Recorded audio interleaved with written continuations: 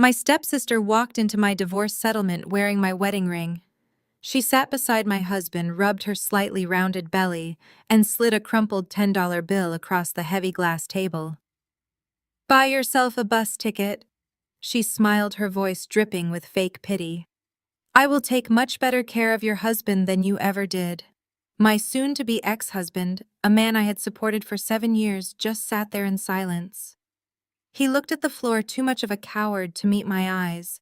He had absolutely no idea that my lawyer was about to open a folder that would send him straight to federal prison. Before I continue this story, let me know where you are watching from in the comments below. Hit the like button and subscribe if you have ever had to completely destroy the people who tried to bury you. The sound of the diamond ring slamming against the glass table echoed through the freezing conference room. The impact was sharp, loud, and entirely intentional. I did not flinch. I sat perfectly straight in my chair, adjusting the cuffs of my tailored suit, watching the absurd theatrical performance unfolding right in front of me. Brielle. My 29-year-old stepsister settled into the leather chair next to Devon. She was wearing a designer maternity dress that clung tightly to her waist, explicitly chosen to emphasize a pregnancy that had conveniently manifested the exact same week I filed for divorce. She crossed her legs, leaning into Devon with a possessive ownership that made my stomach churn. But I kept my face utterly blank. As a senior global supply chain director for one of the largest pharmaceutical companies in the world, my entire career was built on maintaining absolute control under intense pressure. I managed billions of dollars in international logistics. I negotiated with ruthless suppliers across 3 continents. I navigated global crises before breakfast. A cheating husband and a spoiled stepsister were nothing but minor inventory errors waiting to be corrected. "Look at her," Devon Brielle whispered loudly enough for everyone in the room to hear. "She is completely emotionless. Not a single tear. This is exactly why you had to leave her. She is just a cold corporate machine. She does not know how to be a real woman or a real mother." Devon shifted uncomfortably in his seat. At 35, he presented himself to the world as a highly successful wealth manager for the elite of Atlanta. His suits were custom-made. His watch cost more than a luxury car. His smile was practiced and polished. But sitting across from me now, the facade was peeling away.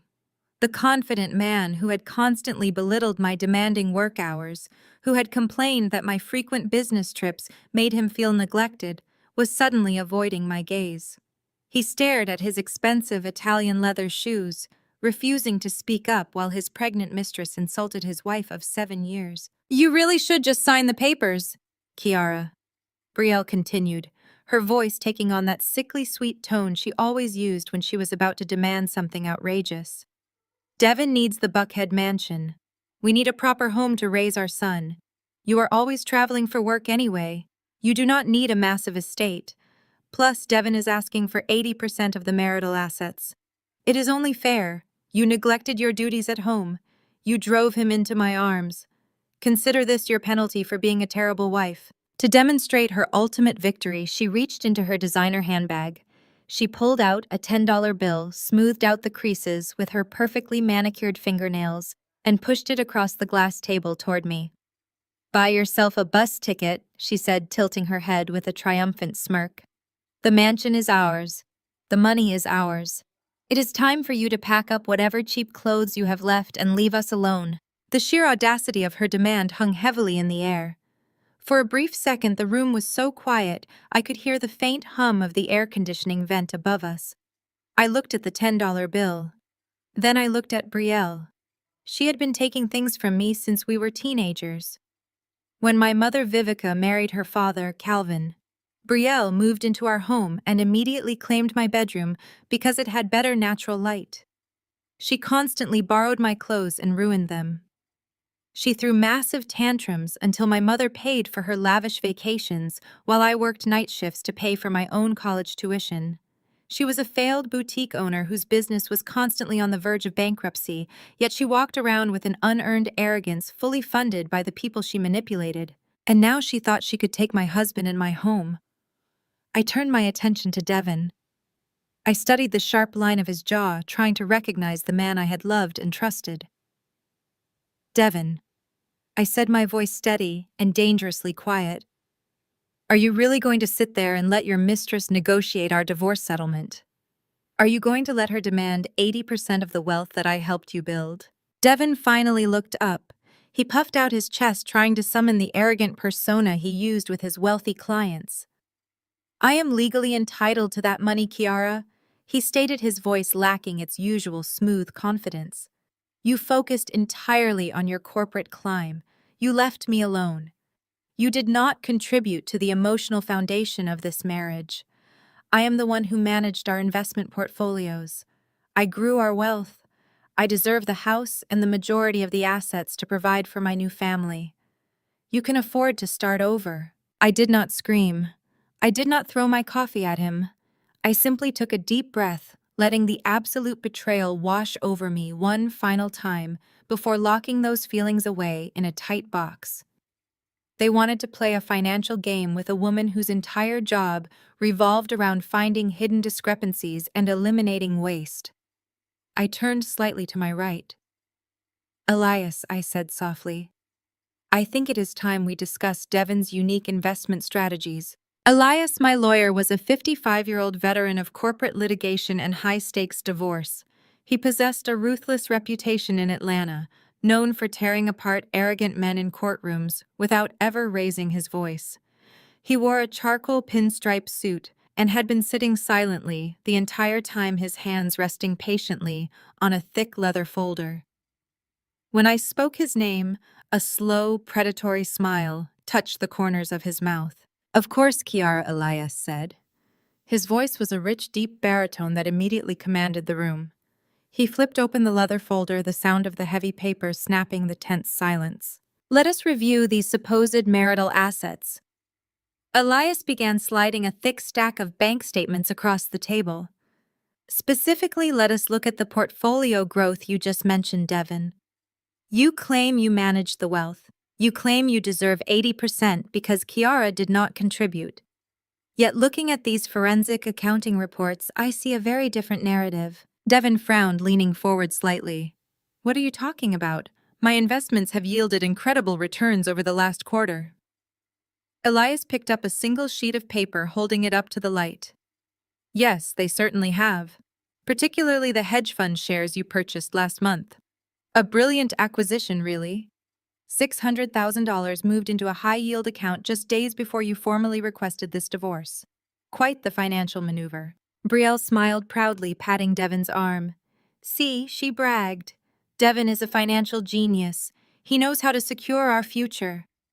Elias ignored her entirely, keeping his piercing gaze locked on Devin. There is only one small problem with your genius maneuver, Devin. The origin of that $600,000. Devin's face twitched. The color began to drain from his cheeks. What do you mean? He asked, his voice suddenly tight.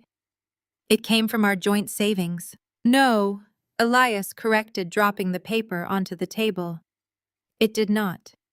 We subpoenaed the wire transfer records yesterday morning. That $600,000 was wired directly from the primary operating account of Kiara's corporate firm. An account you do not have legal access to. An account that requires Kiara's explicit signature for any transfer exceeding $50,000. The silence in the room shifted from tense to suffocating. Brielle looked confused, her eyes darting between Elias and Devin. Devin swallowed hard sweat, suddenly beading on his forehead. I do not know what you are talking about, Devin stammered, loosening his expensive silk tie. Kiara must have signed off on it and forgotten. She is always overwhelmed with her supply chain metrics. I leaned forward, resting my elbows on the glass table. Devin, I said smoothly, I oversee global shipping routes that move medical supplies across oceans. I track the temperature of vaccine containers in real time while they fly over the Atlantic. Do you honestly believe a $600,000 deficit in my own private company account would slip past me? Do you really think I would not notice a massive unauthorized wire transfer? Devin opened his mouth to speak, but no words came out. I pulled out a secondary file from my own briefcase. I slid an enlarged photograph of the wire transfer authorization form across the table so Devin and Brielle could see it clearly. "This is the signature on the bank authorization," I stated, tapping my manicured finger against the ink on the page. "It looks remarkably similar to my signature." A very impressive attempt. But a forensic handwriting expert reviewed this document 48 hours ago. They noted the pen pressure is entirely wrong. The loop on the letter is hesitant. "It is a forgery, Devin."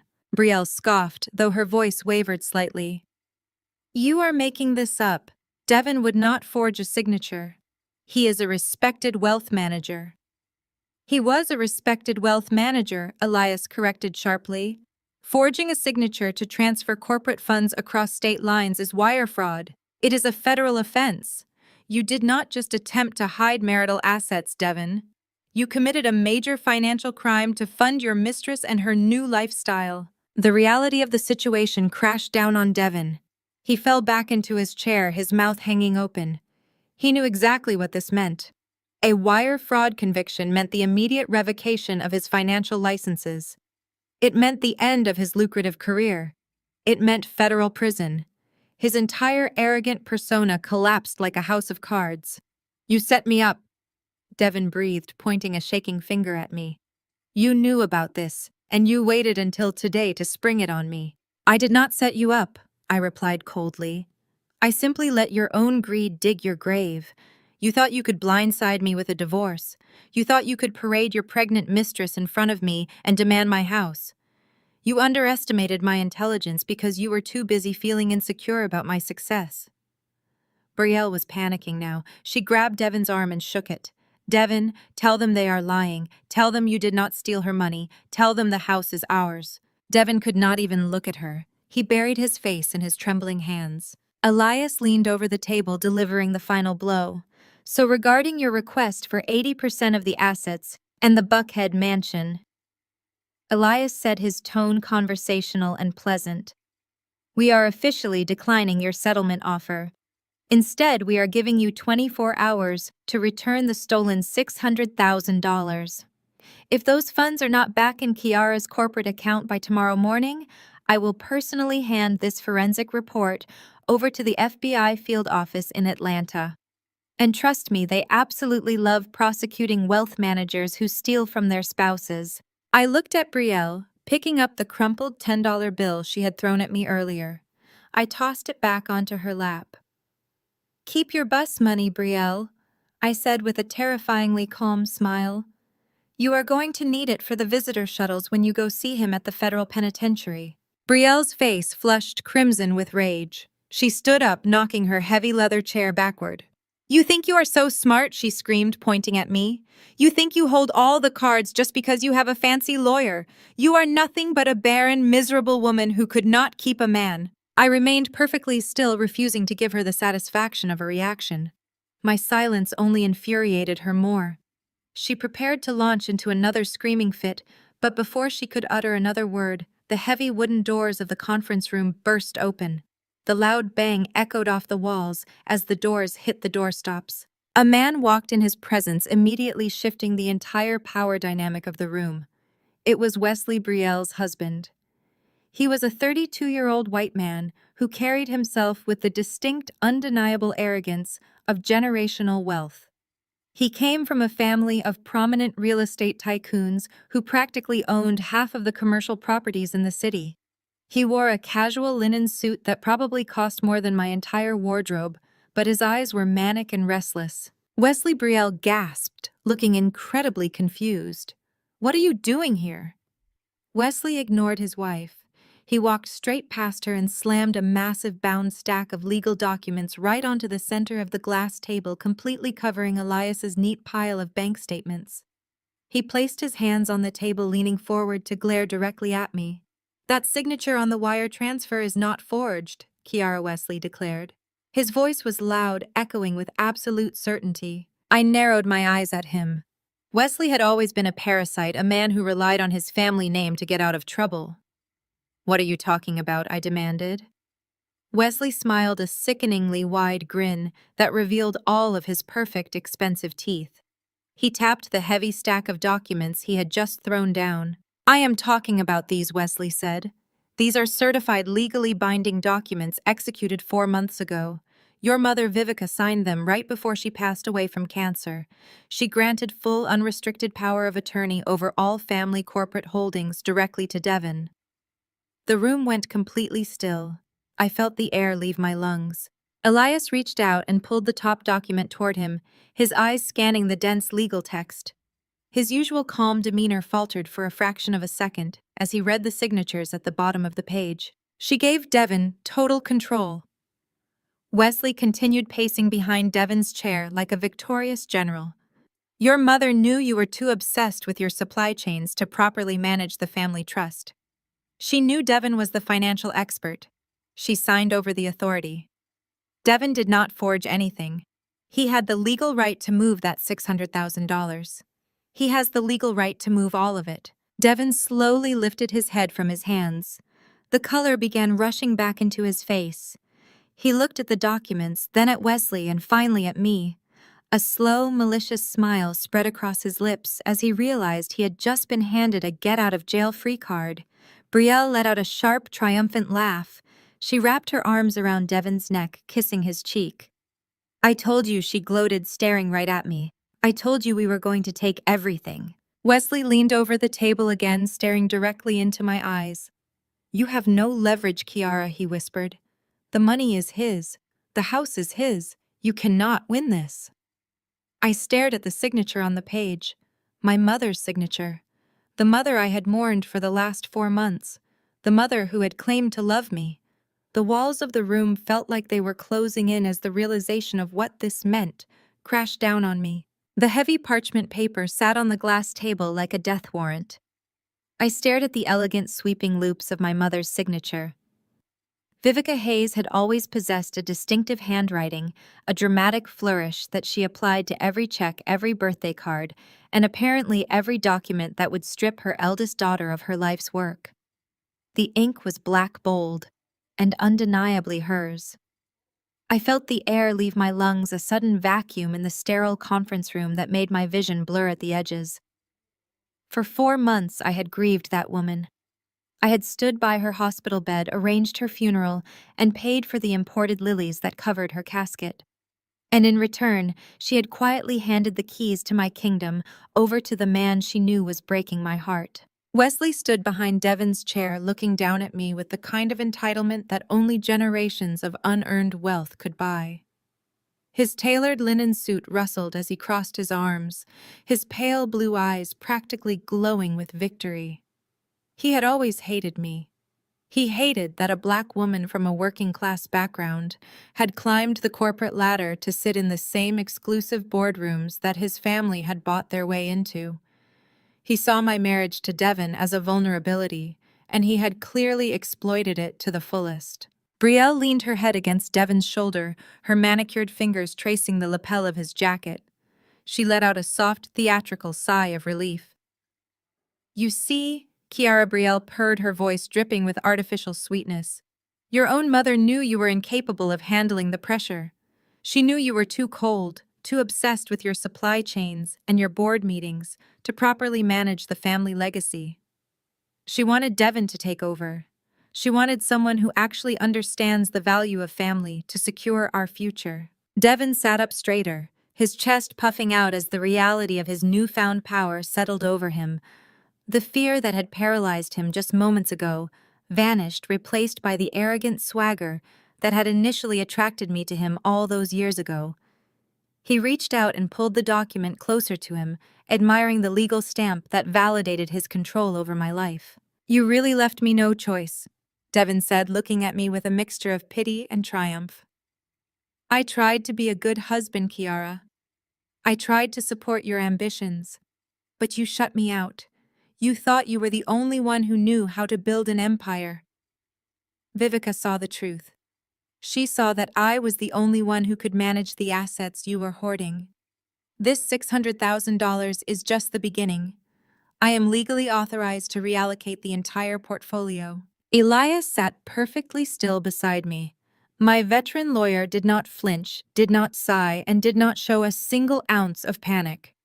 He carefully adjusted his glasses and picked up the document, his sharp eyes scanning the legal jargon.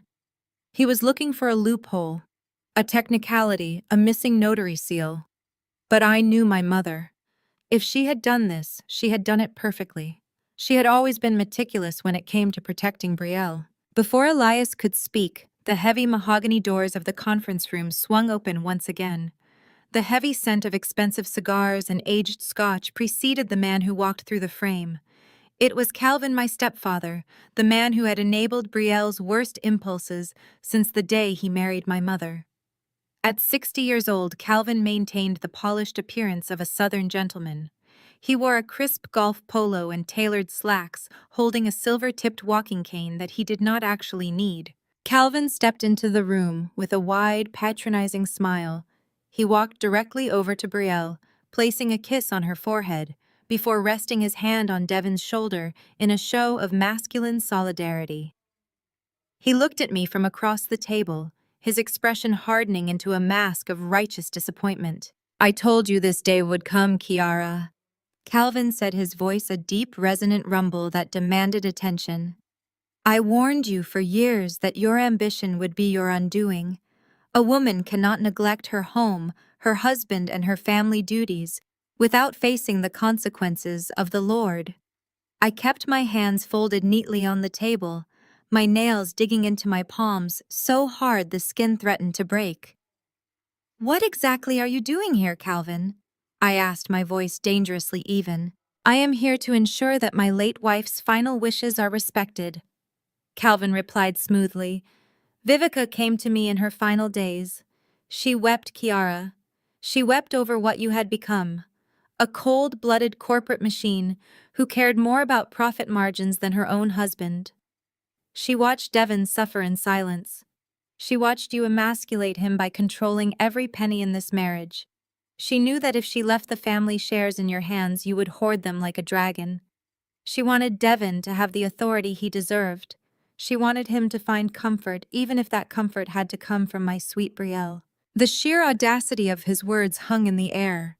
He was actively defending my husband's infidelity, with his own daughter twisting it into a narrative where I was the villain for working 90-hour weeks to fund their luxurious lifestyles. Calvin leaned heavily on his silver-tipped cane, pointing a thick finger at me. "And do not think you can fight this in court," he threatened. "As Vivica's surviving spouse, I retain a significant voting block of the shareholder rights in your pharmaceutical company. Those shares were part of the marital estate I built with your mother. If you try to drag Devon and Brielle through the mud, if you refuse to sign over that Buckhead mansion and the remaining accounts quietly, I will call an emergency board meeting. I will use every share I control to initiate a vote of no confidence. I will have you stripped of your senior director title before the end of the fiscal quarter. You will be out on the street with absolutely nothing." For a long moment, the only sound in the room was Brielle's soft, mocking laughter. They had planned this perfectly, an ambush designed to strip me of my wealth, my career, and my dignity in one swift motion. They expected me to break. They expected me to scream, to cry, or to beg for mercy. But they had fundamentally misunderstood the woman sitting across from them. I slowly unclasped my hands. I picked up my pen and aligned it perfectly parallel with the edge of the glass table. I looked directly into Calvin's eyes, dropping the polite professional facade I had maintained for the past decade. "You talk about care, Calvin," I said, my voice dropping an octave, slicing through the smug satisfaction in the room like a scalpel. "You stand there in your custom golf attire and dare to speak to me about neglecting my family." Calvin narrowed his eyes, clearly unaccustomed to being challenged. "I am speaking the truth," he barked. "Let us talk about the truth." I continued, standing up slowly from my leather chair. I braced my hands on the table, leaning forward, until I was squarely in his line of sight. "Let us talk about the 6 months my mother spent dying in the oncology ward. I was the one sleeping in the uncomfortable vinyl chair next to her bed. I was the one negotiating with the insurance companies to cover her experimental treatments. I was the one rushing from board meetings to feed her ice chips when she was too weak to lift her head." I shifted my gaze to Brielle, whose confident smile began to falter under the weight of my stare. "Where were you, Brielle? I asked, my voice rising slightly. When her lungs were failing, where were you? You were in Paris. You were swiping the platinum corporate credit card I gave you for emergencies to buy designer handbags on the Champs-Élysées. You posted pictures drinking champagne while I watched the woman who birthed me choke on her own fluids. Brielle opened her mouth to argue, her face flushing a deep, angry red. I was grieving in my own way, she stammered defensively. You do not understand how hard it was for me to see her like that. I ignored her pathetic excuse and turned my fury back to Calvin. And you, I said, pointing directly at his chest. The devoted husband, the grieving widower. While I was draining my personal savings to pay the medical bills that your insurance refused to cover, you were forging checks. You were taking the funds designated for her home hospice care and using them to pay your country club membership fees. You played golf on the exact same days she was begging for more morphine.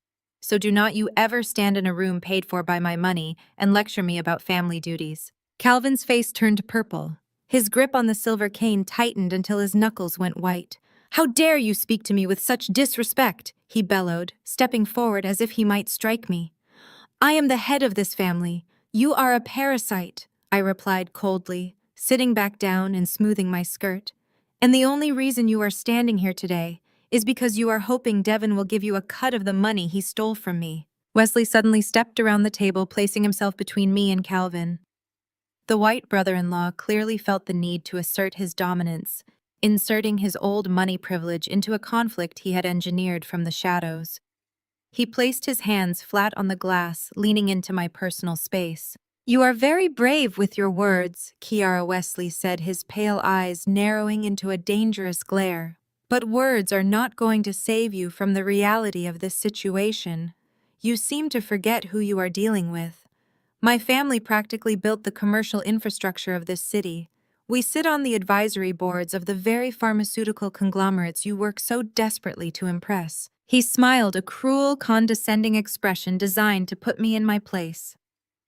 If you do not sign the settlement papers today, I will personally ensure that your career is permanently erased. My father plays tennis with the CEO of your company. One phone call from me, and you will not just lose your director title, you will be blacklisted from every supply chain firm in the country. We will buy out your pharmaceutical division just to fire you publicly. You are a working-class girl who got lucky, Kiara. Do not try to play chess with people who own the board. Devin nodded vigorously in agreement, emboldened by Wesley's threats. You hear that, Kiara? Devin said, a nasty edge to his voice. You have lost. Wesley's family has more power than you could ever dream of. You are completely surrounded. Sign the house over to me. Sign the asset transfer. Walk away with whatever dignity you have left before we take that away too. I looked at the three men standing opposite me. Calvin, the greedy stepfather, Devin, the insecure traitor, Wesley, the arrogant manipulator. And sitting beside them, Brielle, the spoiled princess who thought she had finally stolen my crown. They looked so confident. They looked like a victorious army demanding my unconditional surrender. I looked down at the forged wire transfer document Elias had presented earlier. Then I looked at the power of attorney document my mother had supposedly signed.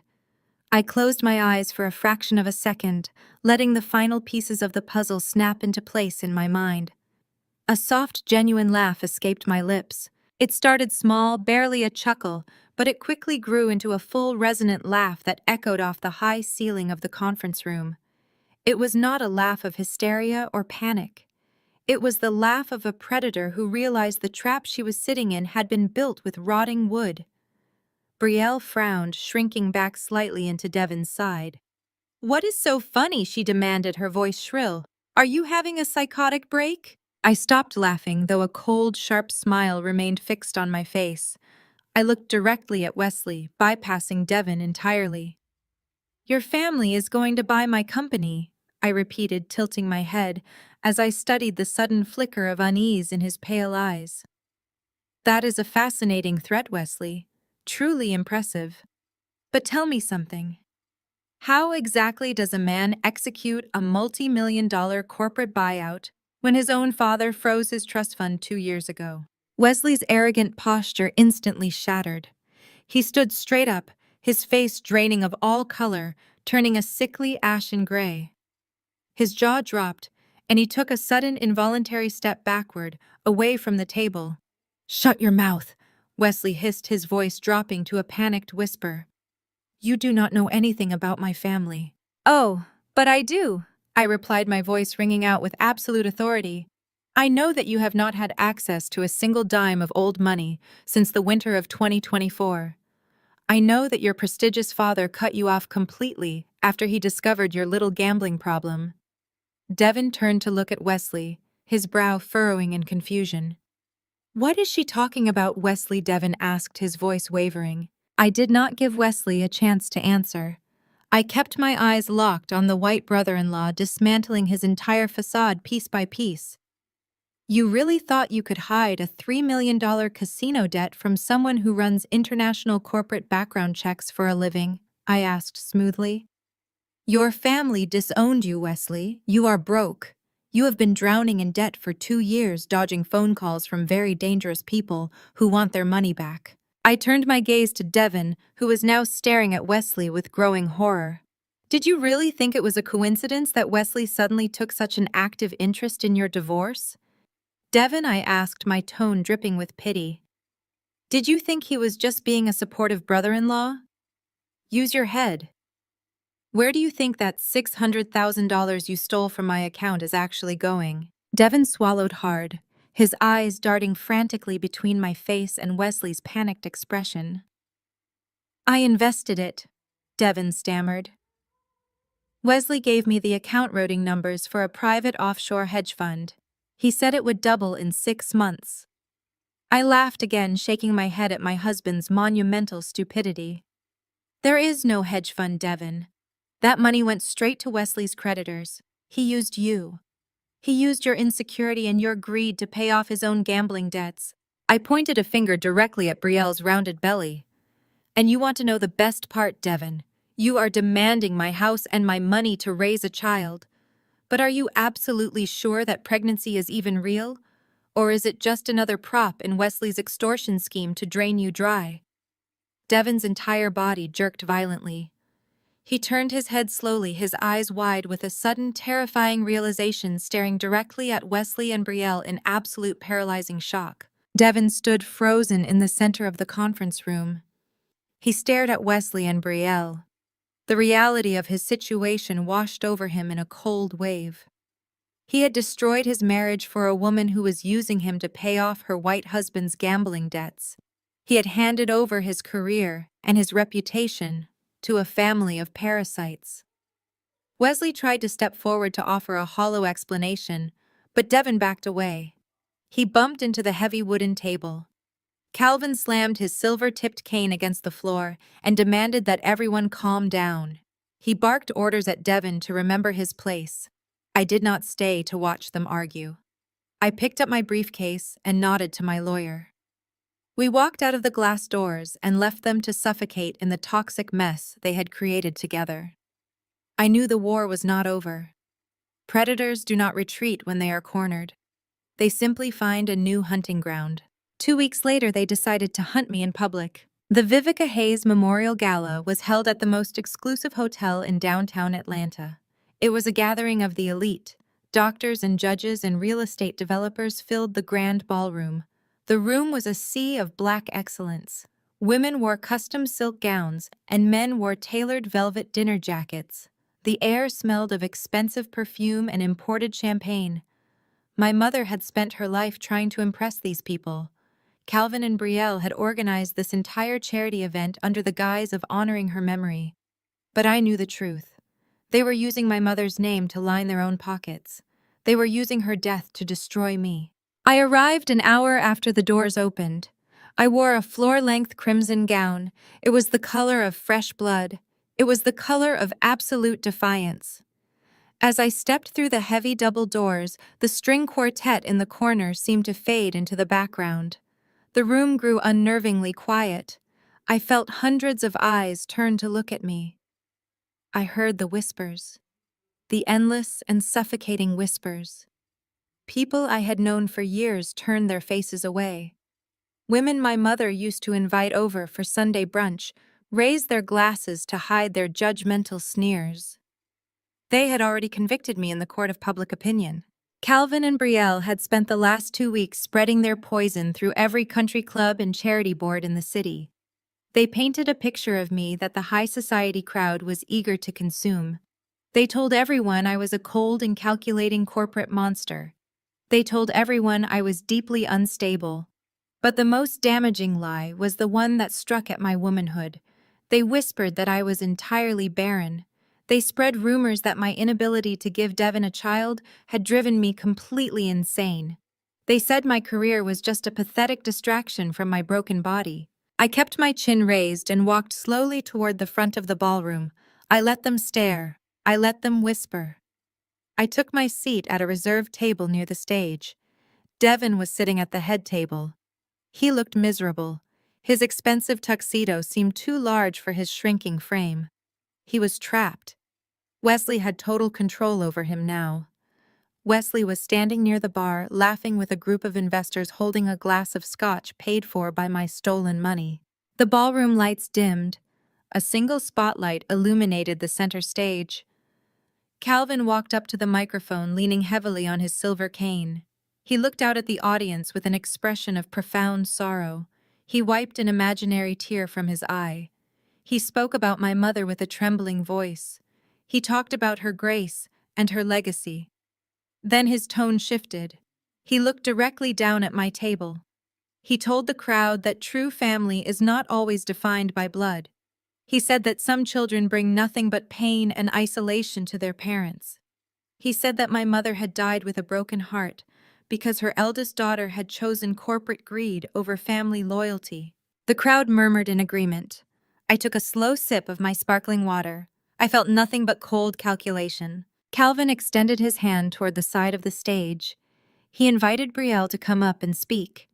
She floated out of the shadows wearing a tight white maternity gown. The dress was tailored specifically to highlight the small, rounded bump of her stomach. She placed both hands over her belly and smiled tearfully at the audience. The crowd erupted into supportive applause. They loved a redemption story. They loved a miracle. Thank you all for being here to honor my beautiful stepmother, Brielle, said softly into the microphone. She was the only real mother I ever knew. She wanted nothing more than to see her family grow and thrive. It breaks my heart that she did not live long enough to meet her newest grandchild. She paused for dramatic effect. She looked over at Devin, who was staring at his empty dinner plate. Devin and I have been through a terrible ordeal. Brielle continued, her voice shaking with fake emotion. We have faced threats and harassment from someone who should have loved us. We have endured the wrath of a woman who is so consumed by her own jealousy and her own inability to conceive that she has tried to destroy our lives. But love always wins. Devin and I are expecting a baby boy. We are choosing to focus on the future. We are choosing to build a legacy of love, using the funds generously donated by all of you tonight. The audience stood up and applauded.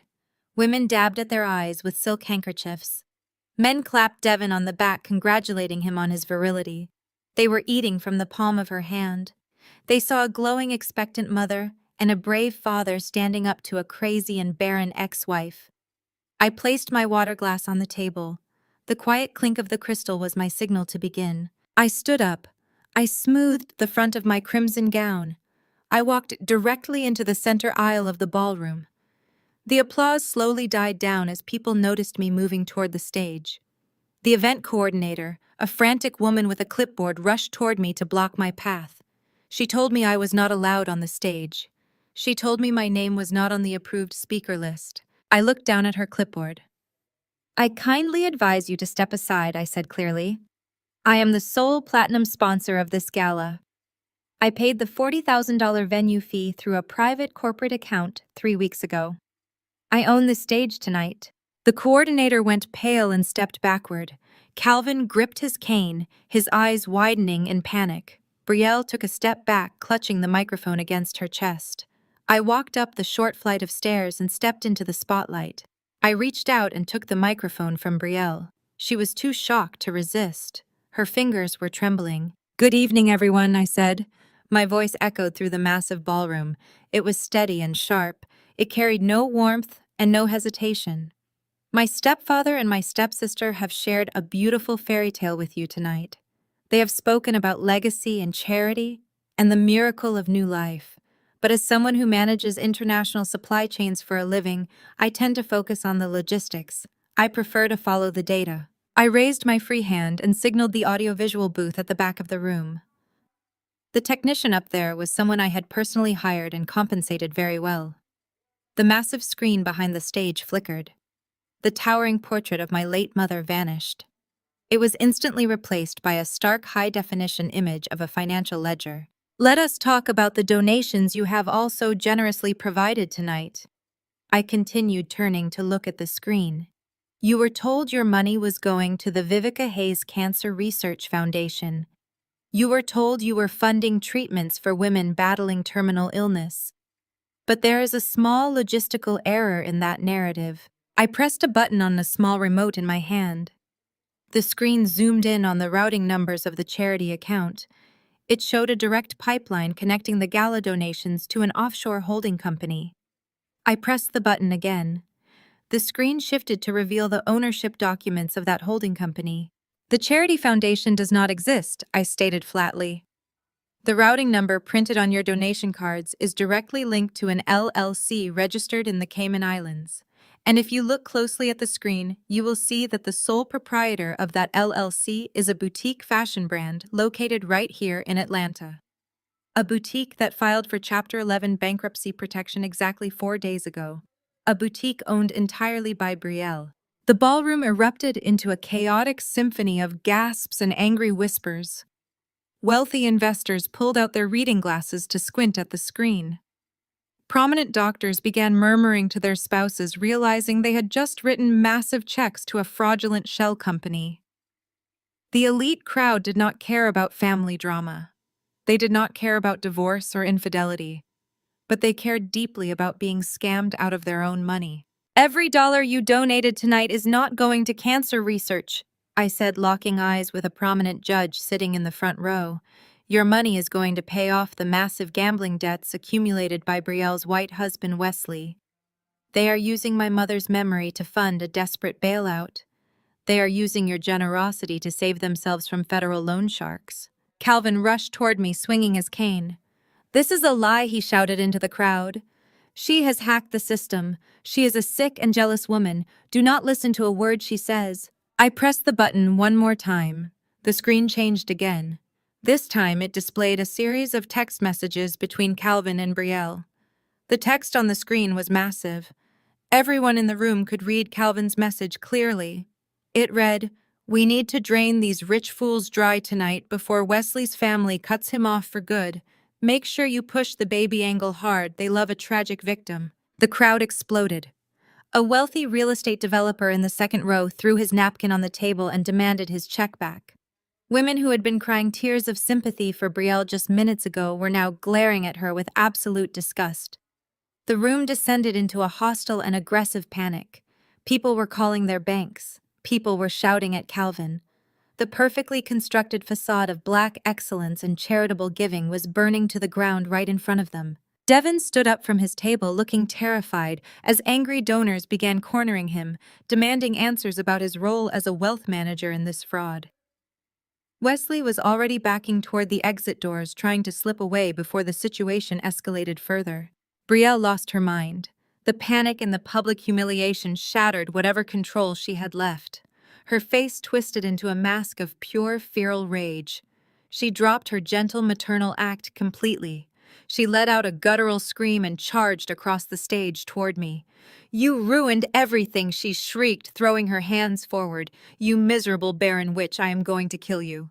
She lunged at me with her arms outstretched, aiming to claw at my face. I did not raise my hands to defend myself. I did not brace for an impact. I simply took one calm, calculated step backward. Brielle's momentum carried her forward into empty air.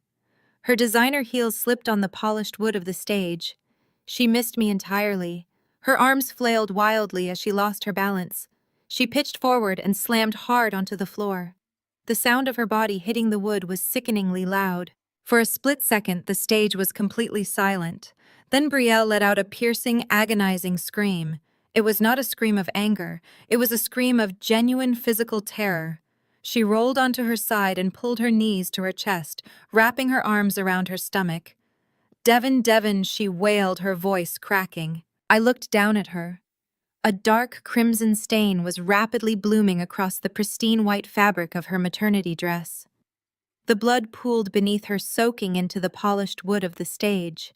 The horrific red stain spread outward, a stark contrast under the harsh glare of the spotlight. The audience stopped shouting. The entire ballroom froze in absolute horror. Brielle lifted her head. Her face was pale and slick with sweat. She pointed a trembling, blood-stained finger directly at me. "She pushed me!" Brielle screamed, sobbing hysterically into the microphone that lay on the floor next to her. "Kiara pushed me. She killed my baby. She murdered my and Devin's baby." The crowd erupted into pure, unadulterated panic. Devin scrambled up the stairs of the stage, slipping in the blood as he dropped to his knees beside Brielle. People in the audience were screaming for a doctor. Someone yelled to call the police. The elegant gala had descended into a violent, chaotic nightmare. I stood perfectly still in my crimson gown, looking down at the blood spreading across the stage. I looked at the terrified crowd and the screaming woman at my feet. The hook was set. The trap had closed, and they had absolutely no idea what was coming next. The chaotic screaming of the ballroom faded into the sterile, blinding lights of the emergency room corridor. I sat perfectly still on a hard plastic chair, my hands folded neatly in my lap. My crimson gown, the one I had worn to make a statement of absolute defiance just hours ago, felt heavy and out of place in the clinical environment. The smell of harsh bleach and rubbing alcohol hung thick in the air, masking the scent of expensive perfume and imported champagne that still lingered on my skin. I did not pace. I did not cry. I simply waited, analyzing the tactical nightmare that had just unfolded on the gala stage. I knew I had not touched Brielle. I knew my hands were at my sides when she threw herself onto the polished wood floor. But I also knew that in the court of public opinion, a bleeding pregnant woman would always defeat a calm, collected executive. The double doors of the trauma unit swung open with a violent crash. Devin stormed into the waiting room. His custom tuxedo was rumpled, the crisp white shirt underneath, stained with whatever substance Brielle had used to simulate her tragic miscarriage. His face was contorted into a mask of pure, unadulterated rage. The polished, charming wealth manager was entirely gone, replaced by a frantic man who believed his golden ticket had just been murdered. He spotted me sitting in the corner and let out a guttural sound that was halfway between a sob and a roar. "You killed my son!" he screamed, his voice cracking as he lunged across the waiting room. Before I could even stand up, Devin closed the distance between us. His hands, the same hands that had placed a wedding band on my finger 7 years ago, clamped down hard around my throat. The impact knocked the breath out of me, driving the back of my head against the concrete wall. I looked directly into his eyes as his fingers tightened, cutting off my air supply. I did not see a grieving father. I saw a man desperate to blame his own failures on the woman who had always fixed them. He squeezed harder, his thumbs pressing into my windpipe. "I am going to send you to prison for the rest of your miserable life," he spat, his saliva hitting my cheek. "You could not give me a child, so you murdered hers. You are a monster." I did not struggle. I did not try to pry his hands away. I simply maintained eye contact, letting him show every single person in that waiting room exactly who he was. Within seconds, the heavy boots of hospital security guards pounded against the linoleum floor. 2 large men grabbed Devin by the shoulders, ripping him away from me and slamming him against the opposite wall. I took a sharp, gasping breath, massaging my bruised neck as the guards pinned my husband down. Devin continued to thrash and scream, demanding that the security guards arrest me for murder. "You need to calm down, sir, or we will have the police remove you from the premises," one of the guards ordered, keeping a firm grip on Devin's shoulder. I smoothed the front of my gown and stood up. "He is just emotional," I said to the guard, my voice surprisingly steady despite the throbbing pain in my throat. "His mistress just had a very public accident." Devin glared at me with a hatred so deep it chilled the blood in my veins. "This is not over, Kiara," he hissed as the guards dragged him back through the double doors toward the restricted wing. "I am going to take everything from you." I sat back down and pulled my phone from my clutch. My screen was already illuminated with dozens of missed calls and urgent text messages. I opened a local news application and understood immediately why my phone was exploding. Calvin had not wasted a single second. While Devin was inside playing the grieving father, my stepfather had positioned himself outside the hospital emergency entrance right in front of the local news vans that had followed the ambulances from the hotel. I tapped the live video feed and watched Calvin perform the greatest role of his parasitic life. He looked directly into the camera, his eyes glistening with perfectly timed tears. He leaned heavily on his silver-tipped cane, playing the part of a heartbroken family patriarch to absolute perfection. "My stepdaughter, Kiara, has always been a deeply troubled woman," Calvin told the reporter, his voice trembling with manufactured sorrow. "We tried to love her. We gave her everything, but her obsession with her corporate career left her completely hollow inside. When she realized she could not give her husband a child, the jealousy consumed her. Tonight that jealousy turned into violence. She attacked my sweet Brielle. She attacked a defenseless pregnant woman out of pure malicious spite." The reporter thrust the microphone closer, eating up the dramatic narrative. "Are you pressing charges against her?" the reporter asked. Calvin nodded solemnly. "We are cooperating fully with the authorities. We cannot let a violent, unstable woman roam the streets. She has destroyed our family. She has taken my grandson from me. We will seek justice for Brielle and Devin." I turned off the screen and dropped the phone back into my purse. Calvin was a master manipulator, and he was currently orchestrating a masterclass in character assassination. He was using the very real societal expectations of Black women against me, painting me as the angry, bitter, career-obsessed stereotype who had finally snapped. He knew that the affluent circles of Atlanta would devour this story. They would cancel my charity board memberships. They would demand my resignation from the pharmaceutical company. He was systematically destroying my reputation so that my word would mean absolutely nothing in a courtroom. I needed to regroup. I needed to get back to my condo in Buckhead, change out of this ruined gown, and meet with Elias to draft our counteroffensive. I walked past the security desk, exited through the side doors of the hospital, and requested a private car service. The ride back to my neighborhood was silent. I watched the city lights blur past the tinted windows, running through the logistical variables of my situation. I knew the power of attorney document my mother supposedly signed was the key to their entire operation. If they had legal control over my corporate accounts, they had the resources to fund an endless legal war. But they had to know I would challenge that document. They had to know Elias would file an injunction by morning. My car pulled up to the sleek glass-fronted high-rise building in Buckhead, where I had lived for the past 5 years. I paid the driver, gathered the hem of my gown, and walked through the revolving doors into the lavish marble lobby. The night concierge, a young man named Marcus who usually greeted me with a warm smile, suddenly looked terrified the moment he saw me. He stood up from his desk, his hands hovering nervously over his keyboard. "Miss Kiara," Marcus stammered, avoiding my gaze. "I am so sorry. I cannot let you go up to your residence." I stopped in the center of the lobby. "What are you talking about, Marcus?" I asked calmly. He swallowed hard, looking toward the private elevators. "A courier came about an hour ago. He delivered court documents to the building management. We were instructed to deactivate your keycard and deny you entry to the premises." Before I could ask for clarification, the soft chime of the elevator echoed through the lobby. The polished steel doors slid open, and Wesley stepped out, followed closely by Devin. They looked like two predators who had just successfully cornered their prey. Wesley had a smug, self-satisfied grin plastered across his face, while Devin looked exhausted but vindictive. Wesley walked slowly across the marble floor, stopping a few feet away from me. He reached into the inner pocket of his expensive jacket and pulled out a folded piece of thick legal paper. He held it out to me like a trophy. "You should really check your email more often," Kiara Wesley said, his voice dripping with condescension. "You missed a very important notification from the Fulton County Family Court." I did not take the paper from his hand. I kept my posture completely neutral.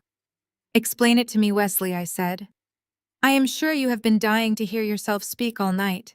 Wesley chuckled, clearly enjoying the sound of his own voice. My family lawyers might be expensive, but they are incredibly efficient. While you were sitting in the hospital waiting room, our legal team filed for an emergency ex parte hearing with a judge who happens to attend the same country club as my father. We presented evidence of your violent outburst at the gala.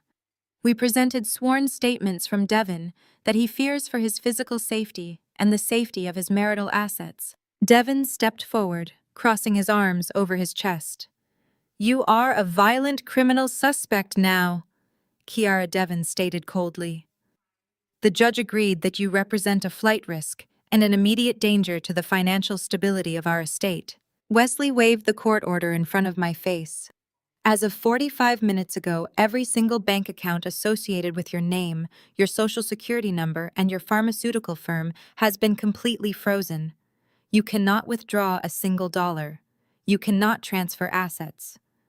And because this condo is technically part of the marital estate, the judge granted Devon exclusive temporary occupancy for his own protection. You are locked out, Kiara. You have absolutely nothing. I looked at Devon, the man who knew how hard I had worked to buy this condo. The man who knew I had paid the mortgage entirely out of my own salary, while he used his income to lease sports cars and buy expensive watches. He was standing in my lobby using a fake domestic violence claim orchestrated by his white brother-in-law to throw me onto the street. You actually let him do this to you?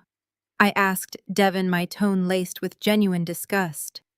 You let a man who has not had a job in 3 years, a man whose own family cut him off for gambling away millions, orchestrate a legal coup against your own wife. You are nothing but a puppet, Devon. When Wesley drains the rest of your money, he is going to leave you holding the bag for all of this fraud. Devon's jaw tightened, but Wesley just laughed loudly. Nice try, Kiara, Wesley mocked. But psychological warfare does not work when your credit cards are declined. The concierge has already packed a small box of your basic toiletries and left it at the loading dock. I suggest you go find a cheap motel, assuming you have enough spare change in that clutch to pay for a room. Wesley turned his back to me and gestured for Devon to follow him back to the elevators. Enjoy the weather, Wesley called out over his shoulder. It looks like it is going to be a rough night. The elevator doors closed, sealing them inside my building, leaving me standing in the lobby with nothing but the clothes on my back. Marcus, the concierge, looked at me with deep sympathy, holding a cardboard box containing a toothbrush, some face wash, and a spare phone charger. I took the box from him, nodded my thanks, and walked back out through the revolving doors. The moment I stepped outside, the sky tore open. A torrential downpour began washing over the city streets. The cold rain soaked instantly through the thin fabric of my gown, chilling me to the bone. I walked away from the bright lights of the building entrance, finding a small patch of shelter under a nearby transit awning. The rain pounded against the plastic roof, a loud, chaotic rhythm that matched the rapid calculation happening in my brain. They thought they had won. They thought stripping me of my corporate accounts and locking me out of my home would break my spirit. They operated under the assumption that a woman's strength was directly tied to the balances in her visible checking accounts. They thought I was a conventional opponent. But I had spent my entire career anticipating supply chain disasters before they ever happened. I built contingencies for my contingencies. My phone began to vibrate in my clutch. I pulled it out, shielding the screen from the driving rain. It was a secure, encrypted call from Elias. I swiped to answer, holding the phone to my ear. "Are you ready?" Elias asked. His deep voice cut through the sound of the storm, entirely devoid of panic or concern. He sounded like a general confirming the deployment of his troops. I reached into the hidden lining of my coat pocket. My fingers brushed against a small, stiff piece of plastic. I pulled it out and looked at it under the dim amber glow of the street lamp. It was a solid black card completely devoid of any banking logos or identifying numbers. The only thing printed on the front was a sequence of 12 gold digits and a microchip.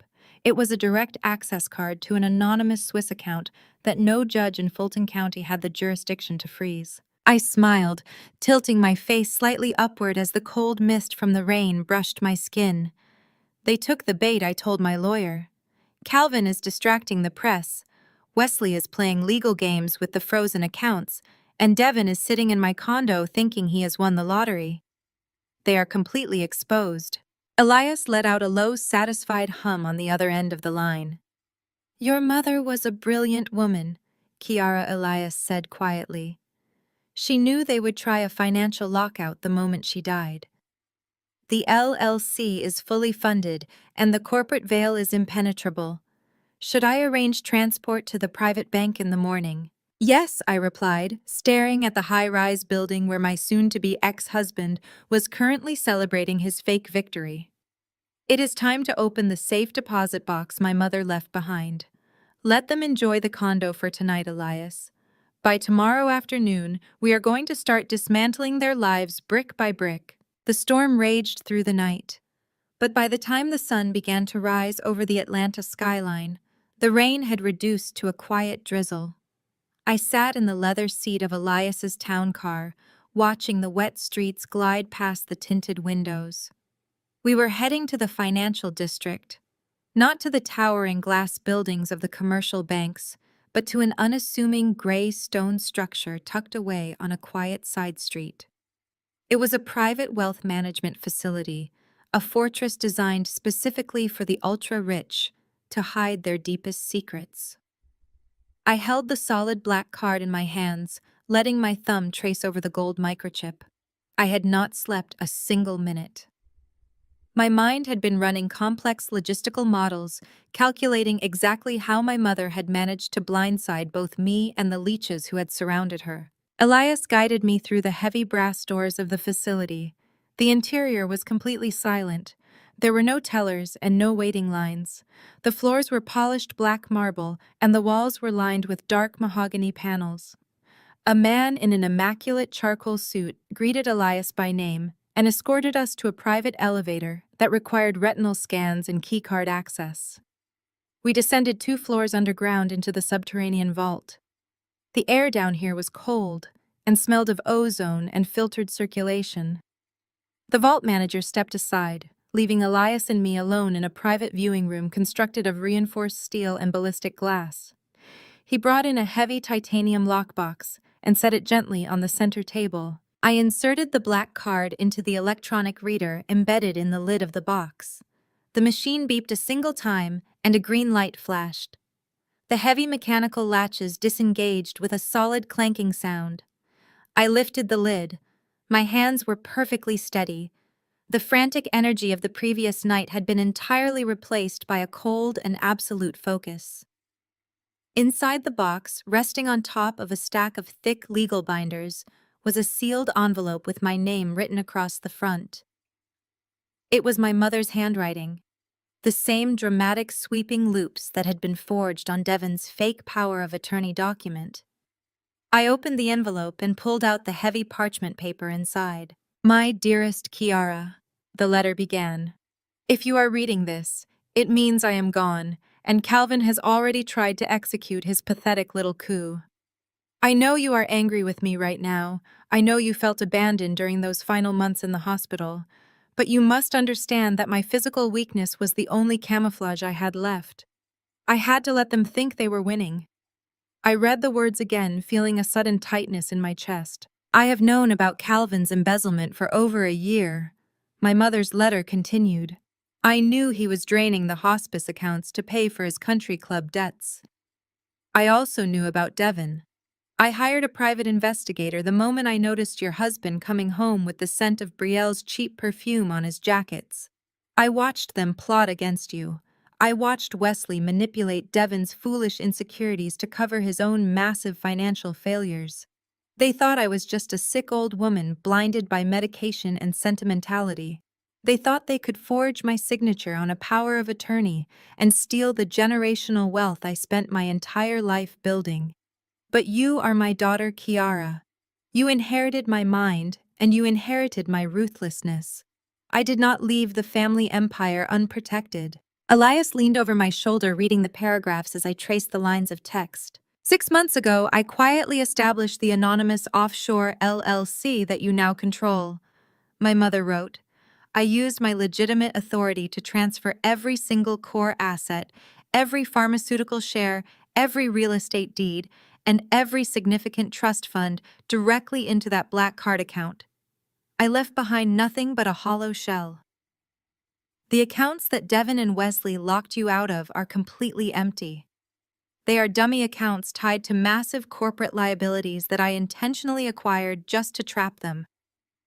The power of attorney Devin possesses is technically valid, but it governs absolutely nothing but toxic debt. They wanted an empire, Kiara. I gave them a graveyard. Now it is your turn to bury them. I lowered the letter to the table. A profound sense of awe washed over me. My mother had not been a victim. She had been the architect of the most brilliant financial trap I had ever witnessed. She had endured the indignity of Calvin's neglect and the disrespect of Brielle's presence just to ensure they would incriminate themselves completely. They had walked right into a burning building and locked the doors behind themselves. Devin and Wesley had teamed up to freeze my personal checking accounts and lock me out of my condo, thinking they were forcing me onto the streets with nothing.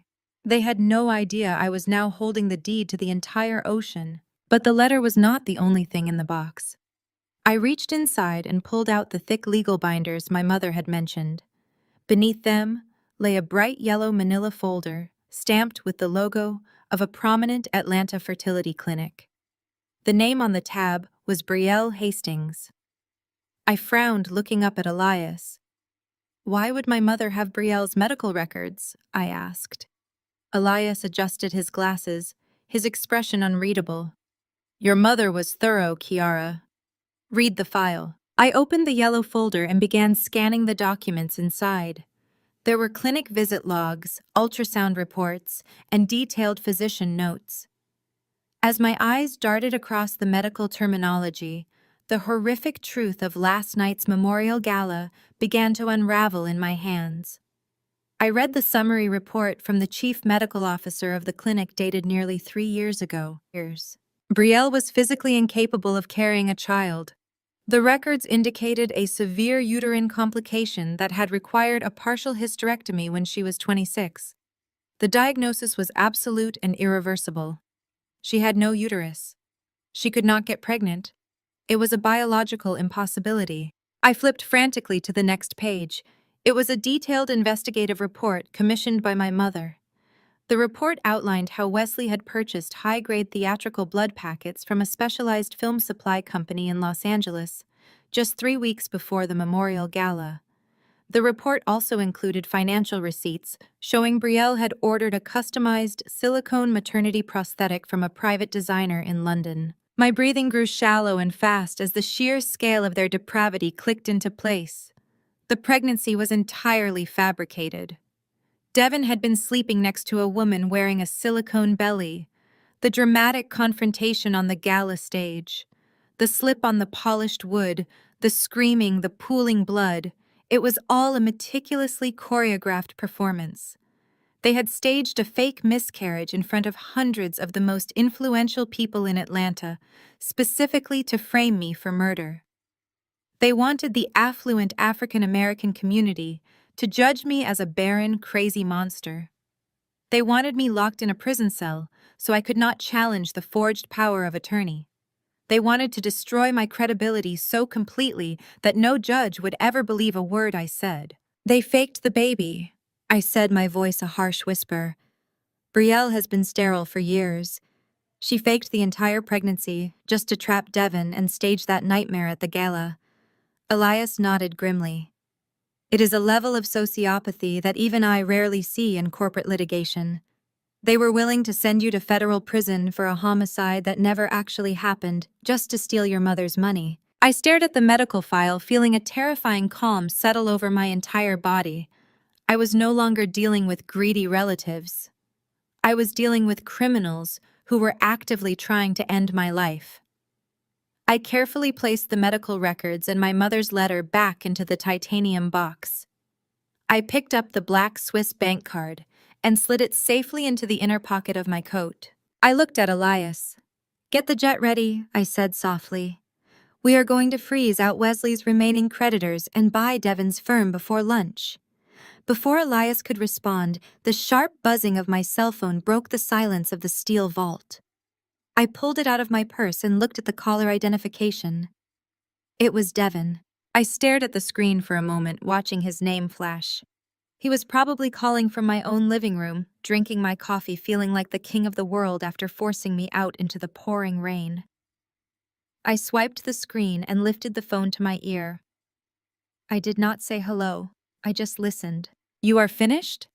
Kiara Devin's voice came through the speaker, loud and dripping with arrogant cruelty. His tone was entirely different from the panicked, screaming mess he had been in the hospital corridor last night when he lunged to choke me. Wesley and Calvin had clearly pumped him full of false confidence after securing the court order to freeze my assets. "Where did you sleep last night?" Devin mocked. "Under a bridge. You should get used to the cold because a prison cell is going to be much worse. My lawyers are drafting the assault and manslaughter charges right now. We have hundreds of witnesses who saw you push Brielle off that stage. You killed my heir, Kiara. You killed my son, because you are a dried-up, bitter failure of a woman. Calvin already called the press this morning. They are painting you as a jealous monster on every news channel in the city. They are going to issue a warrant for your arrest by noon." I listened to his pathetic rant. I heard the desperate need for validation in his voice. He wanted me to cry. He wanted me to beg him to call off the police. He wanted to feel the power that he had lacked for our entire 7-year marriage. I took a slow, deep breath, inhaling the cold, filtered air of the subterranean bank vault. "Devin," I said, my voice perfectly smooth and utterly devoid of emotion, "I have a very simple logistical question for you." He paused, clearly thrown off by my absolute lack of panic. "What are you talking about?" he snapped. I leaned my hip against the steel table, tracing the edge of the titanium lockbox with my fingertip.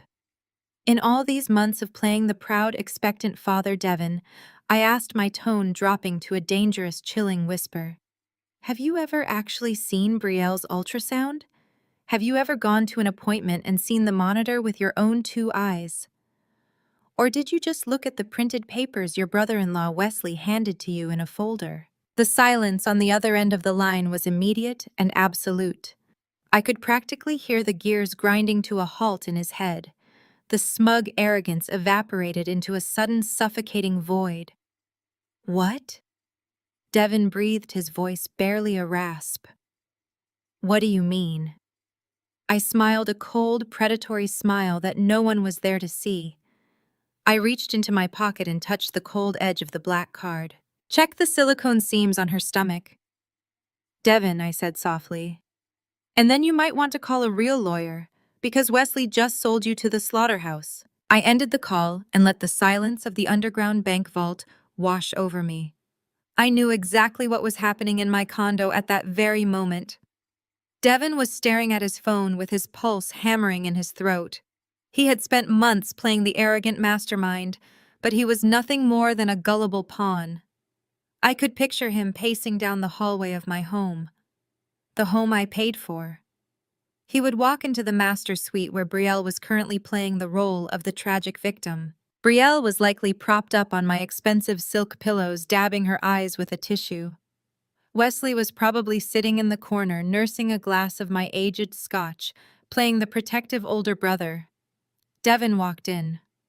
The seed I planted had already taken root. He looked at Brielle. He looked at the flat stomach under the thick blankets. He thought about the blood on the stage. It had been too bright. It was too theatrical. He asked her gently for the hospital discharge papers.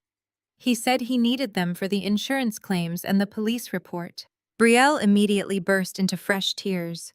She buried her face in her hands and sobbed uncontrollably. She wailed about how cruel he was being to ask for paperwork at a time like this. Wesley stood up and slammed his heavy crystal glass down on the nightstand. He pointed a finger at Devin and called him a heartless monster. He asked how Devin could interrogate his grieving wife just hours after she lost their only child. Wesley pushed Devin out of the bedroom, telling him to sleep on the downstairs couch until he learned some respect. Devin stood in the dark hallway, feeling a cold sweat break out on the back of his neck. He remembered the $50,000. Wesley had told him Brielle needed premium maternity care. Wesley had recommended a highly exclusive private clinic that required an enormous cash retainer up front. Devin had wired the money directly without asking questions, but now the pieces were falling apart in his hands. Back at the private bank, Elias and I were not resting. I had no intention of calling Devin back to explain the truth. I was not going to send him the medical file proving Brielle had a hysterectomy 4 years ago. Devin did not deserve the closure of an explanation. He deserved the absolute destruction of his reality. He had used his position as a wealth manager to try and steal my corporate assets. He had hidden behind his financial licenses and his pristine corporate reputation. So I decided to take those licenses away permanently. Elias pulled up the routing data for the private clinic Wesley had recommended. It did not take long for us to trace the money. Devin was desperate to fund his new lifestyle with Brielle. He wanted to impress Wesley and the old money crowd of Atlanta. My $600,000 had not been enough to cover their extravagant spending. When Wesley demanded $50,000 for the private clinic to secure the fake maternity records and silence the medical staff, Devin had panicked. He did not have the liquid cash in his personal accounts, so he did what arrogant, desperate men always do. He stole it from his clients. We found the digital fingerprints of his embezzlement buried deep in the ledger. Devin had siphoned funds from 3 separate retirement portfolios belonging to elderly clients who trusted him completely. He had funneled the money through a dummy corporation and wired it directly to the private clinic. It was a blatant federal crime. He had committed wire fraud and embezzlement just to buy fake ultrasound printouts to convince himself he was a father. I did not call the local police. I did not call Calvin to argue about his press conference. I sat at the polished steel table in the vault and drafted a meticulous, highly encrypted email. I attached the routing numbers, the wire transfer logs, and the clinic receipts. I attached the irrefutable proof of the stolen client funds. Then I attached the final piece of the puzzle. I attached the genuine medical records my mother had uncovered, proving the clinic had accepted stolen money to fabricate a pregnancy for a woman who did not possess a uterus. I addressed the email to the Executive Disciplinary Board of Devin's wealth management firm. I copied the Federal Bureau of Investigation Financial Crimes Division. I copied the Securities and Exchange Commission. I wanted to ensure that no one could sweep this under the rug to protect the firm's reputation. I pressed send and watched the loading bar cross the screen. The trap was no longer just closed, it was locked and bolted and sinking to the bottom of the ocean. The next morning, the sky over Atlanta was a bruised and stormy gray. Devin sat in his plush corner office overlooking the financial district. He was sweating through his custom silk shirt. The news of the disastrous gala was already spreading through the corporate grapevine. His wealthy clients were calling nonstop, demanding reassurance that their portfolios were safe. He was staring at his computer monitor, trying frantically to figure out how to cover his tracks before anyone noticed the missing $50,000. He pulled up the offshore account where he had sent the clinic money. He tried to initiate a reversal to put the funds back into the retirement accounts. The screen flashed a bright red error message, indicating the account was frozen by federal authorities pending an active criminal investigation. Devin's breath caught in his throat. His hands shook violently as he picked up his desk phone to call Wesley. He needed Wesley to fix this. He needed the white brother-in-law to use his family connections to make the federal agents look the other way. But the call went straight to a disconnected voicemail. Wesley was already gone. He had taken whatever money he could salvage from the charity gala scam and vanished into thin air, leaving Devin to face the firing squad entirely alone. The heavy glass doors of Devin's corner office suddenly swung open. They did not just open gently. They were pushed open with aggressive tactical force. Devin dropped the phone as 6 men in dark windbreakers walked into the room. They had federal badges clipped to their belts and their faces were carved from stone. 2 uniformed financial police officers flanked the doorway, preventing anyone from entering or leaving the suite. The entire floor of the firm went dead silent as colleagues poked their heads out of their cubicles to watch the golden boy of the company get taken down. The lead detective. A tall man with a grim expression walked directly up to Devin's desk. He did not ask how Devon was doing. He did not offer a polite corporate greeting. He ordered Devon to step away from the keyboard immediately and keep his hands where they could be seen. Devon raised his hands in the air, trembling like a frightened child. He tried to speak. He tried to use his polished corporate charm to explain that there had been a massive misunderstanding. He stammered that he was a victim of a complex cyber attack. The detective grabbed Devon by the shoulder and spun him around, pressing his chest hard against the glass wall of the office. He pulled Devon's arms behind his back. The cold, heavy steel of the handcuffs clicked loudly in the silent room. The sound echoed off the expensive modern art on the walls. The detective read Devon his Miranda rights in a flat, bored tone. He listed the charges clearly so everyone in the hallway could hear. Wire fraud, embezzlement of vulnerable client funds, conspiracy to commit financial fraud. Devon began to sob uncontrollably. His knees buckled and he leaned all his weight against the glass panel. He begged them to stop. He told them he was a victim of extortion. He said his vindictive ex-wife had set him up because she was crazy and jealous. He said he just wanted to provide for his unborn child. He blubbered about the horrific miscarriage at the gala last night. He said he was a grieving father who had made a few desperate mistakes under the immense pressure of starting a new family. The detective pulled Devon away from the wall and turned him around to face the desk. Another federal agent had already started bagging up the computer hard drives and spreading out the physical documents they had brought with them in a thick manila folder. The agent placed the evidentiary file right in the center of Devon's mahogany desk. It was the primary evidence they had used to secure the immediate arrest warrant from the federal judge. "Look closely at what you are crying over, Mr. Hayes," the detective said, pointing a calloused finger at the open folder. Devon looked down through his tears. His eyes locked onto the top document resting on the polished wood. It was not a financial ledger. It was not a wire transfer log. It was a medical report. It was the exact same medical report I had read in the cold isolation of the underground bank vault. Devon stared at the words printed in bold black ink. His blurry vision focused on the name at the top of the page. Brielle Hastings. He read the date from 4 years ago. He read the detailed surgical summary outlining a complete and irreversible hysterectomy. He stared at the signature of the chief medical officer confirming that the patient was entirely and permanently sterile without any possibility of carrying a child. The absolute truth crashed down on him with the devastating weight of a collapsing skyscraper. He stopped breathing. The remaining color drained completely from his face, leaving him looking like a ghost in a tailored suit.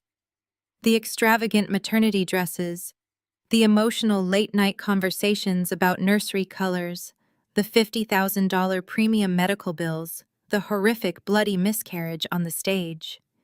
It was all a scam.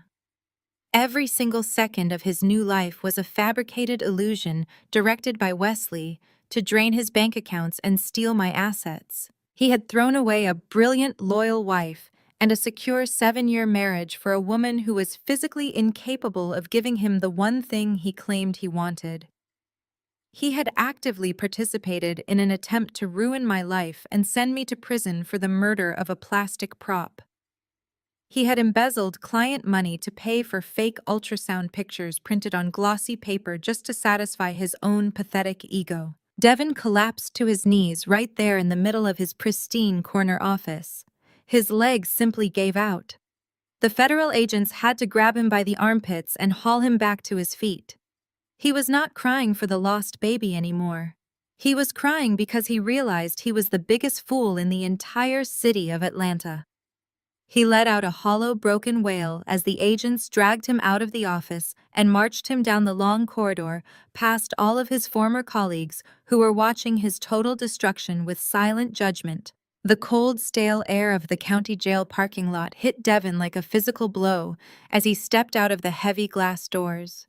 He had spent the last 18 hours in a holding cell, surrounded by peeling paint and the smell of cheap disinfectant. His custom silk suit was ruined, wrinkled, and stained with the sweat of his own panic. His lawyer, an overpriced defense attorney he could barely afford, now that his assets were frozen, had managed to secure his bail, but the damage to his reality was absolute and irreversible.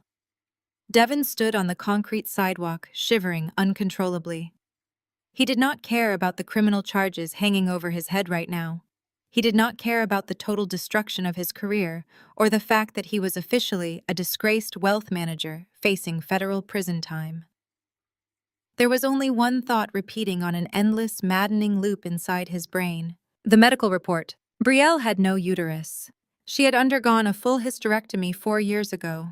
The beautiful, glowing pregnant woman who had stood on the gala stage rubbing her belly and weeping over a fake miscarriage was nothing but a hollow predatory shell.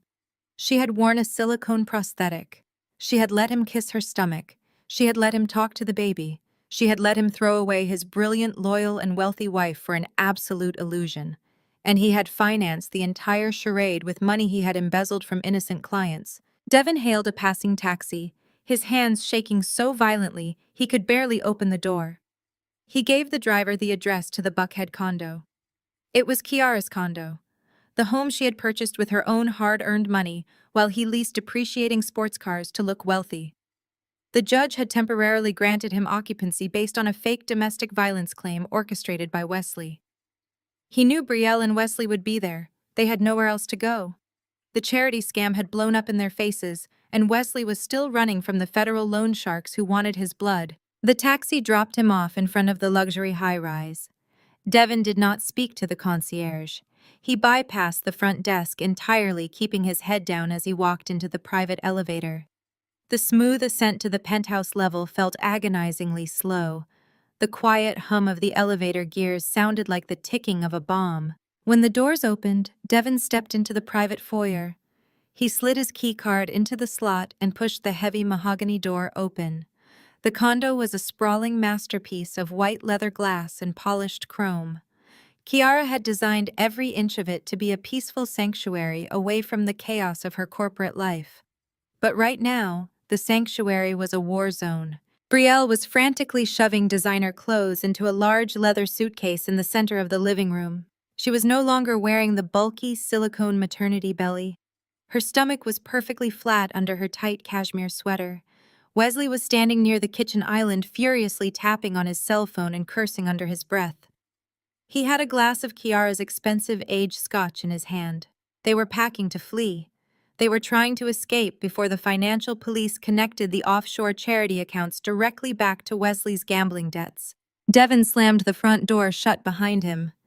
The sound cracked through the quiet condo like a gunshot. Brielle spun around, dropping a handful of silk blouses onto the white carpet. She gasped, taking a sudden step backward when she saw the deranged, violent look in Devin's eyes. Wesley looked up from his phone, his pale eyes narrowing as he assessed the situation. Devin Wesley said, his voice dripping with its usual arrogant condescension, "I see you made bail. Good. We need to liquidate whatever you have left in your hidden accounts immediately. Kiara completely outmaneuvered us with the charity fund, but we can still fly out of state before the feds put a freeze on our passports." Devin did not look at Wesley. He kept his bloodshot eyes locked entirely on Brielle. He walked slowly into the living room, his heavy footsteps sinking into the thick carpet. "Where is my son, Brielle?" Devin asked, his voice a dangerous, terrifying whisper. Brielle swallowed hard, her eyes darting nervously toward Wesley for help. "Devin, what are you talking about?" she stammered, taking another step back. "You know what happened. You were there at the gala. Kiara pushed me. I lost the baby. We have to leave before she tries to kill us too." Devin stopped walking.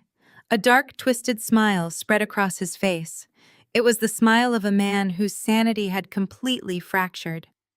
He reached into the inner pocket of his ruined suit jacket and pulled out the folded medical document the federal agents had left on his desk. He threw it across the room. The paper fluttered through the air and landed right at Brielle's feet. "Read it," Devin commanded, his voice echoing off the glass walls. "Read the surgical summary from 4 years ago. Brielle, tell me how a woman without a uterus manages to get pregnant. Tell me how my $600,000 went to pay for a silicone belly and theatrical blood packets instead of a nursery." Brielle stared down at the paper. The color drained from her face, leaving her looking sickly and hollow. She opened her mouth to speak, but no words came out. The pathetic, sweet, innocent facade she had maintained for months vanished completely. Devin snapped. He let out a raw, agonizing roar and lunged across the living room. He grabbed the heavy crystal vase resting on the glass coffee table and smashed it directly onto the floor. Thousands of sharp, glittering shards exploded across the white carpet. Brielle screamed and tried to run toward the kitchen, but Devin was faster. He grabbed her by the back of her hair, wrapping his fingers tightly into her expensive extensions. He yanked her backward, forcing her to her knees amidst the shattered glass and ruined clothes. "Tell me the truth, you miserable parasite!" Devin screamed, shaking her by the hair. "You lied to me. You made me steal for you. Show me the fake belly, Brielle. Show me the prop you used to ruin my life." Wesley slammed his glass of scotch onto the marble counter and charged into the living room. "Get your hands off her!" Wesley roared, tackling Devin from the side. The two men crashed into the glass coffee table, shattering it completely. Devin released Brielle's hair as he fell grappling with Wesley on the ruined carpet. It was not a disciplined fight. It was a brutal, chaotic brawl between two men who had lost absolutely everything. Devin punched Wesley in the jaw, splitting his lip open. Wesley retaliated with a heavy elbow to Devin's ribs, driving his knee into Devin's stomach.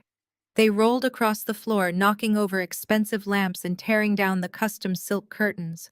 Brielle scrambled away from the violence, crying hysterically and pressing herself into the corner of the room.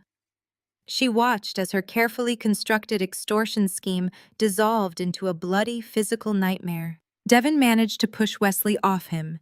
He scrambled to his feet, his breathing heavy and ragged.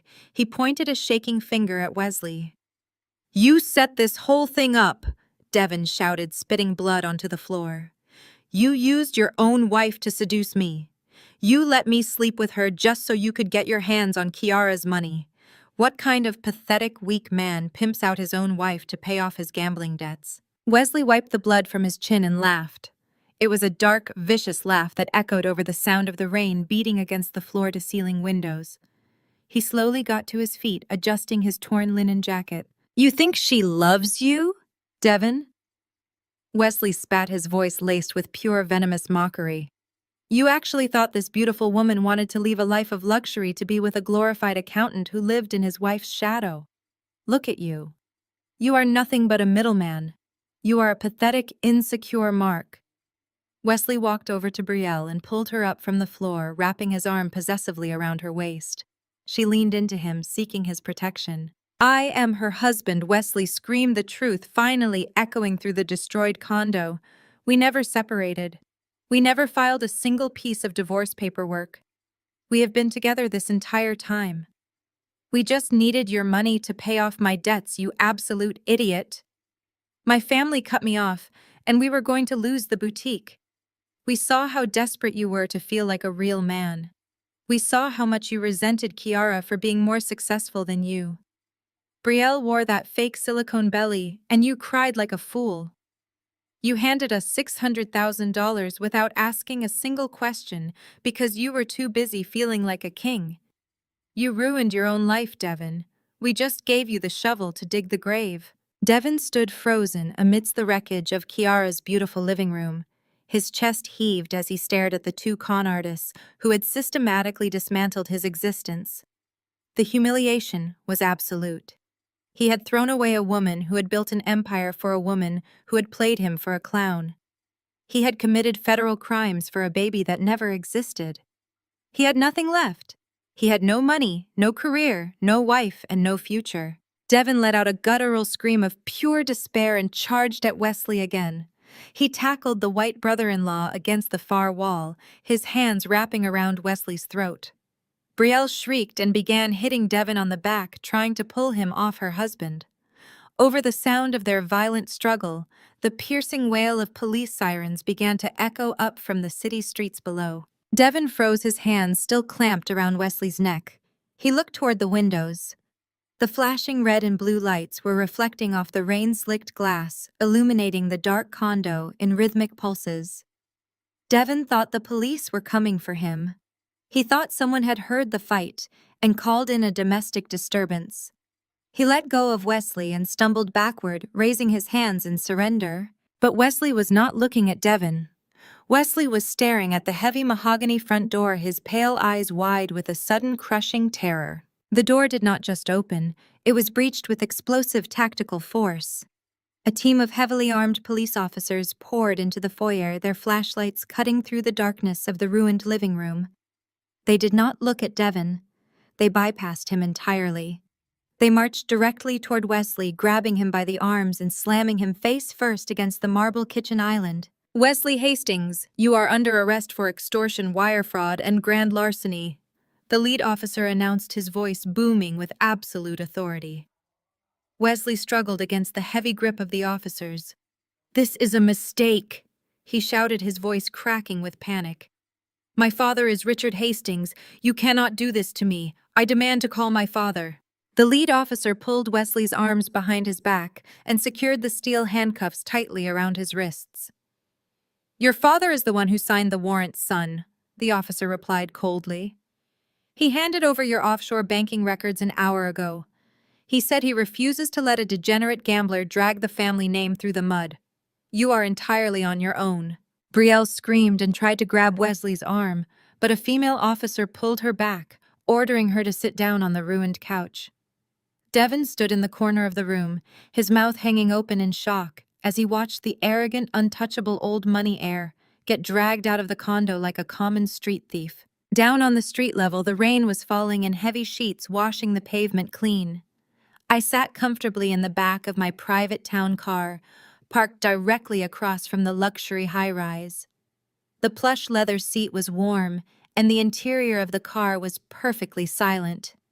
I took a slow sip of hot coffee from a ceramic travel mug, watching the spectacular, chaotic light show flashing against the glass of my building. The passenger door opened, and Elias slid into the seat next to me. He shook the rain from his dark overcoat and settled back, adjusting his glasses. He looked out the window at the procession of police cruisers blocking the intersection. "Wesley's father was surprisingly cooperative," Elias said, his deep baritone voice calm and conversational. "The moment I presented him with the evidence of Wesley's extortion and the offshore holding company, he realized the risk to his own real estate empire. Old money protects old money, Kiara. They will cut off a rotting branch to save the tree without a second thought." He signed the affidavit authorizing the police to raid the condo and seize Wesley's remaining electronics. I nodded, keeping my eyes on the revolving doors of the lobby. I knew Devin would be standing up there in the wreckage, surrounded by shattered glass and broken illusions. I knew he would finally realize the absolute magnitude of his failure. He had tried to steal my kingdom, but he lacked the fundamental intelligence to understand how power actually worked. Power was not about shouting or making demands. Power was about controlling the variables. My phone vibrated in the cup holder. The screen illuminated, showing a call from Devin's number. He was probably calling to beg. He was probably calling to apologize, to tell me he had been manipulated, to ask for my help to fight the federal charges. He was a coward who always needed a woman to fix his mistakes. I picked up the phone and pressed the ignore button, sending the call directly to voicemail. "It is time to go, Elias," I said, resting my head against the cool leather seat. "We have a board meeting to attend. It is time to officially terminate my former husband's financial licenses and reclaim my condo." Elias tapped the glass partitions separating us from the driver. The town car pulled smoothly away from the curb, leaving the flashing red and blue lights behind us. I looked out the window, watching the city wake up under the gray storm clouds. The parasites had tried to drain my life force, but they had fundamentally misunderstood their host. I was not a victim. I was the architect of their destruction, and I had never felt more alive. The town car pulled smoothly into the underground parking garage of the corporate headquarters. Elias walked beside me as we took the private elevator up to the executive floor. It took exactly 14 minutes to dismantle what was left of Devin's career. The disciplinary board reviewed the wire transfer logs and the forged clinic receipts. Devin's licenses were permanently revoked before he was even released from county lockup. My condo was returned to my name by a swift judicial order. The parasitic infestation of my personal life had been thoroughly cleansed, but the rot in my family ran much deeper than a desperate husband and a greedy stepbrother. News of Wesley's arrest and the fake pregnancy scandal tore through the affluent circles of Atlanta like a wildfire. The society blogs and financial papers feasted on the details of the silicone prosthetic and the embezzled retirement funds. Brielle was dragged into the police precinct for questioning as a co-conspirator. Calvin watched his entire carefully constructed world collapse in a matter of hours. His country club memberships were suspended. His credit lines were frozen. The illusion of the wealthy, grieving patriarch was shattered, leaving only a desperate old man drowning in debt. I was sitting in my corner office reviewing the quarterly pharmaceutical projections when the heavy oak doors swung open. My assistant had clearly tried to stop him, but Calvin pushed past her. He looked nothing like the polished, silver-haired gentleman from the hospital news interview. His suit was rumpled, and his face was flushed with frantic rage. He leaned heavily on his silver-tipped cane, gasping for breath. "You think you have won, Kiara?" Calvin spat, leaning over my desk. "You think throwing my daughter to the wolves makes you the queen of this city? You ruined your own family." Wesley is looking at 10 years in federal prison and Brielle is facing accomplice charges. Devin is bankrupt and facing ruin. You destroyed us. I did not look up from my quarterly reports. I turned the page calmly. You destroyed yourselves, Calvin? I said, my voice flat and even. I just turned on the light so everyone could see the rats scattering. He slammed his cane against the edge of my desk. The loud thud echoed in the large office. You arrogant little girl, he hissed. You are just like your mother, always thinking you are the smartest person in the room. Vivica thought she could outsmart me too when she was building this empire. She thought she could keep all the profits while I played the supportive husband, but I made sure I had my insurance policies. He reached into his jacket pocket and pulled out a thick manila envelope, tossing it onto my desk. It landed right on top of my financial reports. Read it, Calvin demanded, a nasty, triumphant smile stretching across his face. I looked down at the document. It was a master franchise licensing contract. My eyes scanned the legal jargon and the dates. My blood ran cold. It was the foundational intellectual property rights to the crown jewel of my mother's pharmaceutical line, the specific proprietary blend that generated 60% of our annual revenue. The document transferred exclusive licensing rights to Calvin in the event of my mother's death. It was dated 10 years ago, back when my mother was still recovering from her first stroke and heavily medicated. You might have hidden the liquid assets in that offshore Swiss account, Calvin gloated, pacing in front of my desk. You might have outplayed Wesley and Devin, but they are amateurs. You might beat the kids, but I am an old fox. I have held on to this contract for a decade, waiting for a rainy day. The brand name, the formulas, the international distribution rights, they belong to me. I kept my face entirely neutral, but my mind was racing. If Calvin controlled the licensing rights, he could essentially shut down our manufacturing or sell the brand to the highest bidder. And I already have a buyer, Calvin continued, his voice dripping with malice. Apex Pharmaceuticals, your biggest corporate rival. They have been trying to acquire your mother's proprietary formulas for years. Their CEO is writing me a check for $40 million this afternoon. It is more than enough to pay off Wesley's debts, bribe the right judges, and get Brielle out of the country. I am going to sell your mother's legacy to your worst enemy, and you are going to sit there and watch me do it. I stood up slowly. You forge one document, Calvin, and you think you can forge them all. This is not a forgery, Kiara. He laughed, holding up his hands. Your mother signed it right in front of a notary. She was so exhausted from the physical therapy, she barely looked at what I put in front of her. I told her it was routine tax paperwork. I built a backdoor into your empire 10 years ago, and today I am burning the whole thing down. He turned and walked out of my office, his cane clicking rhythmically against the hardwood floor. Within an hour, my secure line began ringing. It was Marcus Vance, the CEO of Apex Pharmaceuticals. Marcus was a ruthless corporate raider who had spent his entire career trying to absorb my mother's market share. He was the kind of man who viewed tragedy as a business opportunity. I answered the phone and put it on speaker. Good morning, Kiara, Marcus said, his voice smooth and incredibly smug. I assume your stepfather just paid you a visit.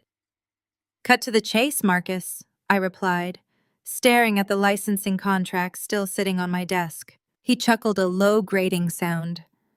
The old man is offering me the keys to the kingdom. 40 million is a steal for the global licensing rights to your mother's flagship products. Once the ink dries, Apex will absorb your supply chains and force a complete rebranding. Your firm will be a hollow shell within 6 months. He paused, letting the threat hang in the air. But I am a reasonable man, Marcus continued. I know the fake pregnancy scandal with your husband has created a lot of negative press for you. The rumors from the gala are still circulating. People are wondering if you really did push that poor woman off the stage. Calvin has offered to share some very damaging fabricated stories with the press about your mental instability if we close this deal. What is your offer, Marcus? I asked, my tone deadpan. Step down from your firm, Marcus said, his voice turning cold and authoritative. Resign as CEO, effective immediately. Surrender the company to the Apex Acquisition Board peacefully. If you hand over the keys without a fight, I will tear up the licensing contract with Calvin. I will let the old man sink in his own debt. And Apex will kill the negative press campaign against you. You get to keep your freedom and your offshore cash. You just lose the company. If I refuse, I asked. If you refuse, I sign the deal with Calvin at 3:00 today. We launch a massive smear campaign painting you as a violent, unstable woman who drove her husband to fraud. We take your mother's brand and we destroy you in the process. You have until the board meeting to decide. The line went dead. I sat in my chair staring at the flashing red light on the phone console. They thought they had me cornered. Calvin was desperate for cash to save his golden children, and Marcus was using that desperation to orchestrate a hostile takeover of my life's work. They thought they had outsmarted me using my mother's signature against me. I picked up the phone and dialed Elias. He answered on the first ring. We have a problem. I told him, summarizing the details of Calvin's visit and the extortion attempt from Apex Pharmaceuticals. The old fox kept a licensing contract hidden for a decade. He is selling the brand to Apex today at 3:00. There was a long silence on the other end of the line. I could hear Elias typing rapidly on his secure terminal. I am pulling up the intellectual property archives now, Elias said, his baritone voice tight with concentration. Kiara, if that contract is legitimate and notarized, Calvin has the legal authority to assign the franchise rights. Apex could legally force a cease and desist on all your manufacturing lines by tomorrow morning.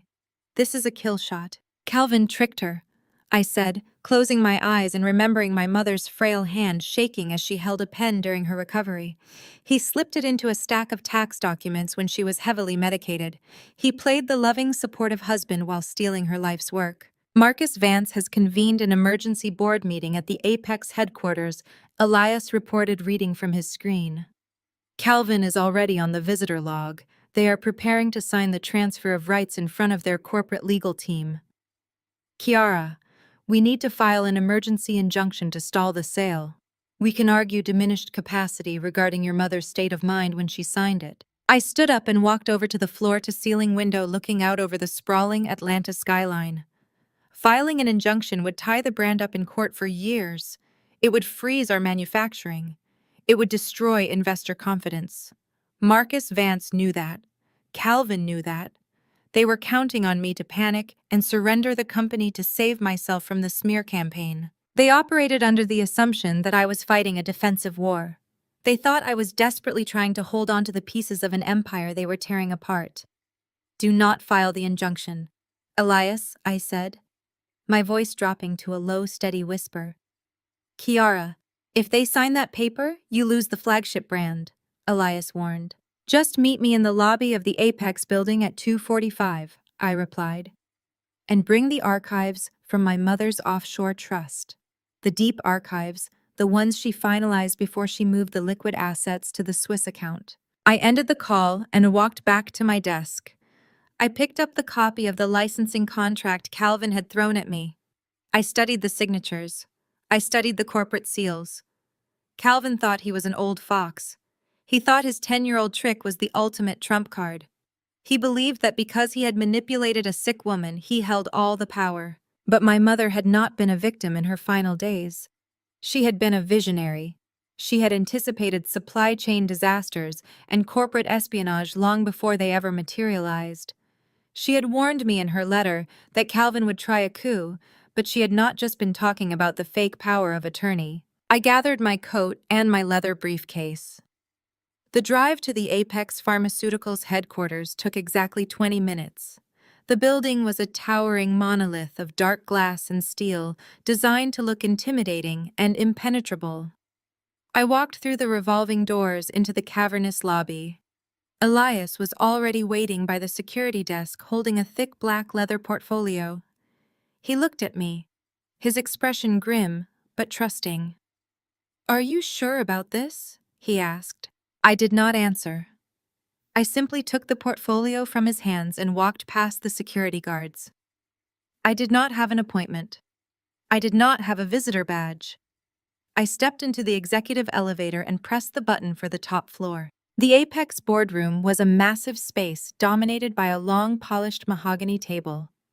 The walls were lined with screens displaying global market shares and stock projections. Marcus Vance sat at the head of the table surrounded by his top legal executives. Calvin was seated to his right, looking unbearably smug. His silver cane was resting against the table and a thick stack of transfer documents sat in front of him ready to be signed. They were literally raising glasses of sparkling water in a premature toast when I pushed the heavy double doors open and walked into the room. The conversation stopped instantly. Marcus Vance lowered his glass, his eyes narrowing. Calvin sat up straight, gripping the handle of his cane, his face flushing with immediate anger. "What are you doing here, Kiara?" Calvin demanded, his voice echoing in the large room. "Security should have stopped you downstairs. You have no business being here." Marcus smiled a slow, predatory grin. "Let her stay, Calvin. It seems the former CEO has come to formally surrender her position. I told you she would see reason once she realized she was entirely outmatched." I walked slowly down the length of the boardroom. I did not look at the Apex executives. I kept my eyes locked entirely on Calvin, the old man who had spent his life leeching off my mother's brilliance, the man who had helped orchestrate a fake pregnancy and a fake miscarriage just to send me to prison. "You have lost, Kiara," Calvin said, tapping the contract on the table. "I have the master licensing rights. Your mother signed them over to me a decade ago. I control the brand, I control the formulas, and I am selling them to Marcus right now. You have absolutely nothing left to fight with." I reached the end of the table. I did not say a word. I simply opened the black leather portfolio Elias had given me. I pulled out a thick stack of legal documents printed on heavy archival paper, bearing the official watermarks of the Federal Patent Office and the International Trademark Commission. I lifted the stack of documents and threw them onto the center of the mahogany table. They slid across the polished wood and stopped right in front of Calvin and Marcus. Marcus frowned, looking down at the papers. Calvin leaned forward, adjusting his reading glasses. "Who told you that brand belongs to you?" I asked, my voice cutting through the silence of the boardroom like a razor. The silence in the Apex Pharmaceuticals boardroom was absolute and suffocating. Marcus Vance stared at the thick stack of archival documents resting on the center of the polished mahogany table. The arrogant smirk that had been plastered across his face just a moment ago slowly dissolved into a mask of cautious calculation. Marcus was a corporate predator, and predators always knew when the wind had shifted. Calvin, on the other hand, was too blinded by his own desperate greed to realize he had just walked blindly into a slaughterhouse. The old man gripped the handle of his silver-tipped cane, his knuckles turning white as he let out a harsh, dismissive laugh. Calvin demanded to know what kind of desperate stunt I was trying to pull. He sneered and said I could not stop a $40 million acquisition by printing out some fake patents. He pointed a shaking finger at the licensing contract he had brought with him. He proudly declared that he had the master agreement signed by my mother in front of a licensed notary 10 years ago. He said I could not undo a decade of legal precedent with whatever garbage I had just thrown onto the table. I did not bother to answer him. I simply stepped back and let Elias step forward. Elias moved with the calm, deliberate grace of a seasoned executioner. He did not even look at Calvin. Instead, he directed his attention entirely to Marcus Vance and the Apex corporate lawyers who were sitting nervously around the massive table. Elias introduced himself, speaking in a deep baritone voice that commanded instant respect. He stated that he represented the estate of the late Vivica Hastings and the exclusive holding company of her intellectual property. He strongly suggested that the Apex legal team read the documents currently resting in front of them before anyone signed any checks today. Marcus narrowed his eyes and reached for the stack of heavy paper. His lead attorney leaned in close, reading silently over his shoulder. The room remained deathly quiet as the two men scanned the federal watermarks and the dense legal text. I watched the exact moment the realization hit them. The color completely drained from the lead attorney's face. He immediately pulled his pen away from the transfer documents Calvin had prepared, sliding his chair back from the table as if the paperwork was infected. Marcus looked up, his voice tight with suppressed anger. He asked Elias to explain exactly what they were looking at. Elias adjusted his glasses and folded his hands elegantly in front of him.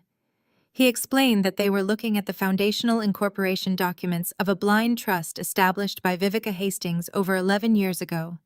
He paused to let the timeline sink in before continuing. He stated that 11 years ago was exactly 14 months before she married Calvin.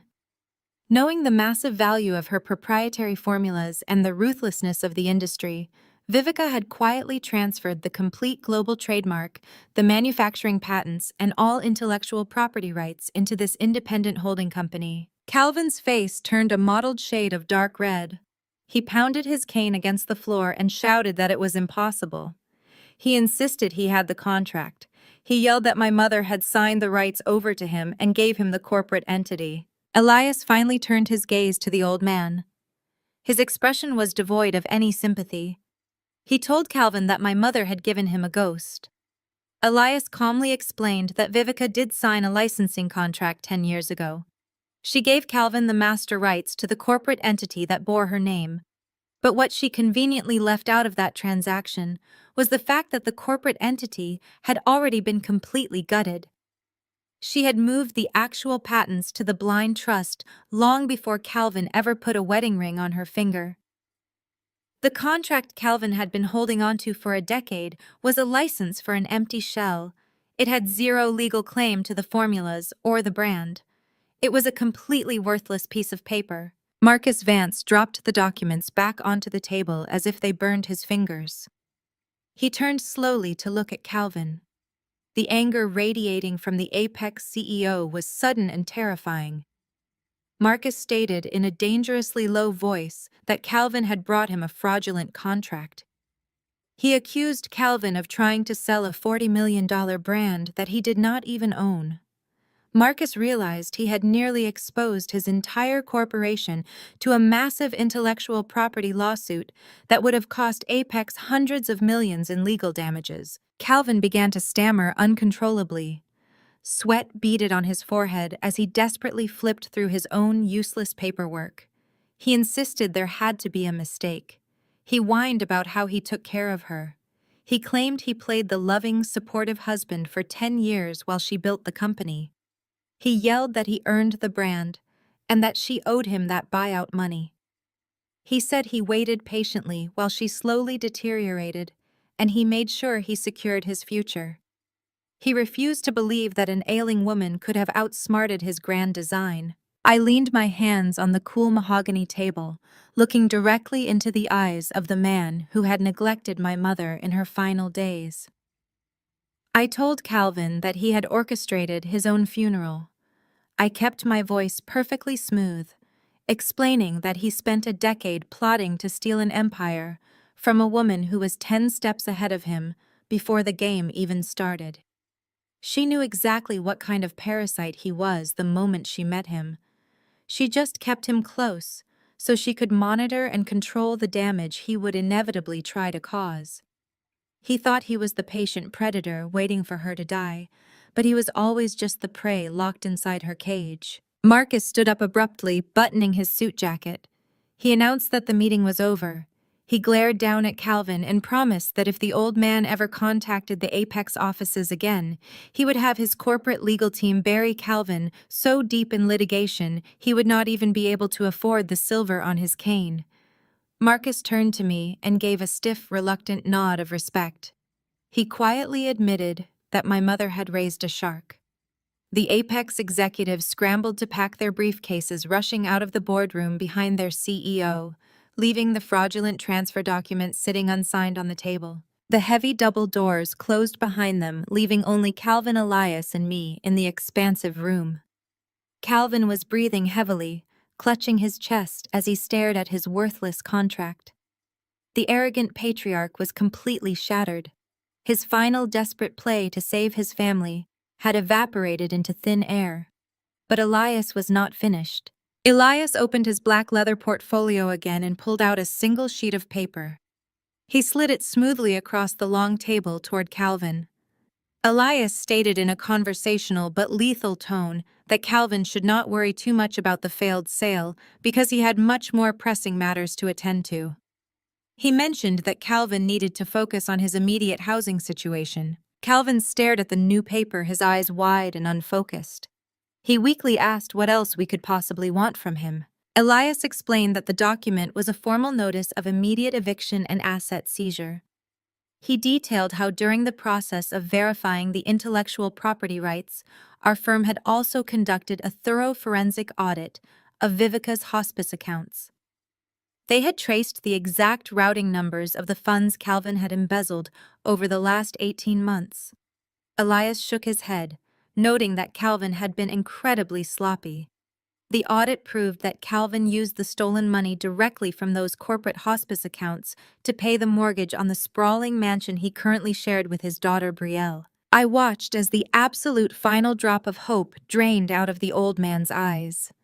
Elias continued explaining the cold, hard mechanics of the law. Because Calvin used stolen funds from a corporate account to finance the property, the mansion was legally considered a seized corporate asset. It belonged entirely to the blind trust. It belonged to me.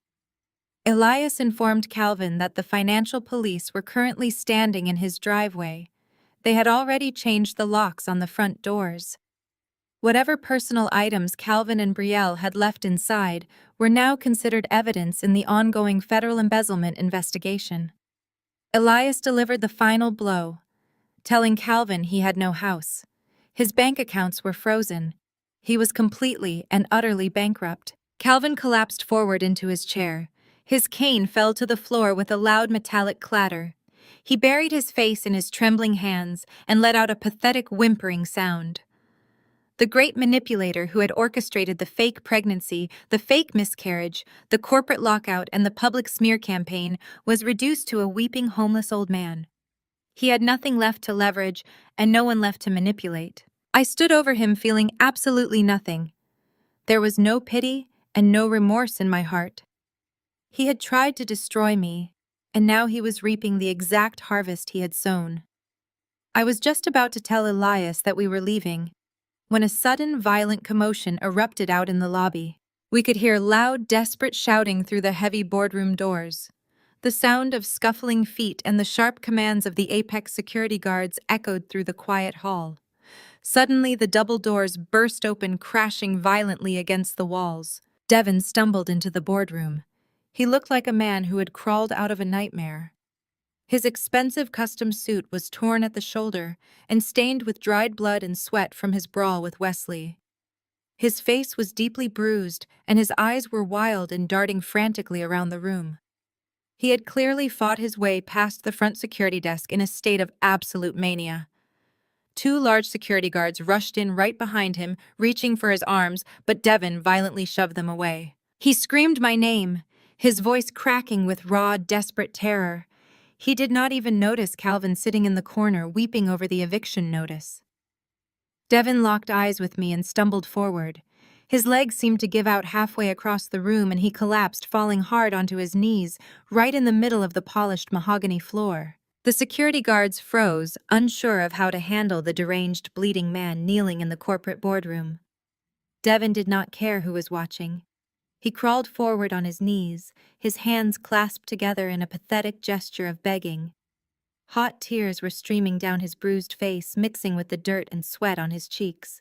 He looked up at me with pleading, desperate eyes and sobbed. He begged me to stop them. He begged me to call them off.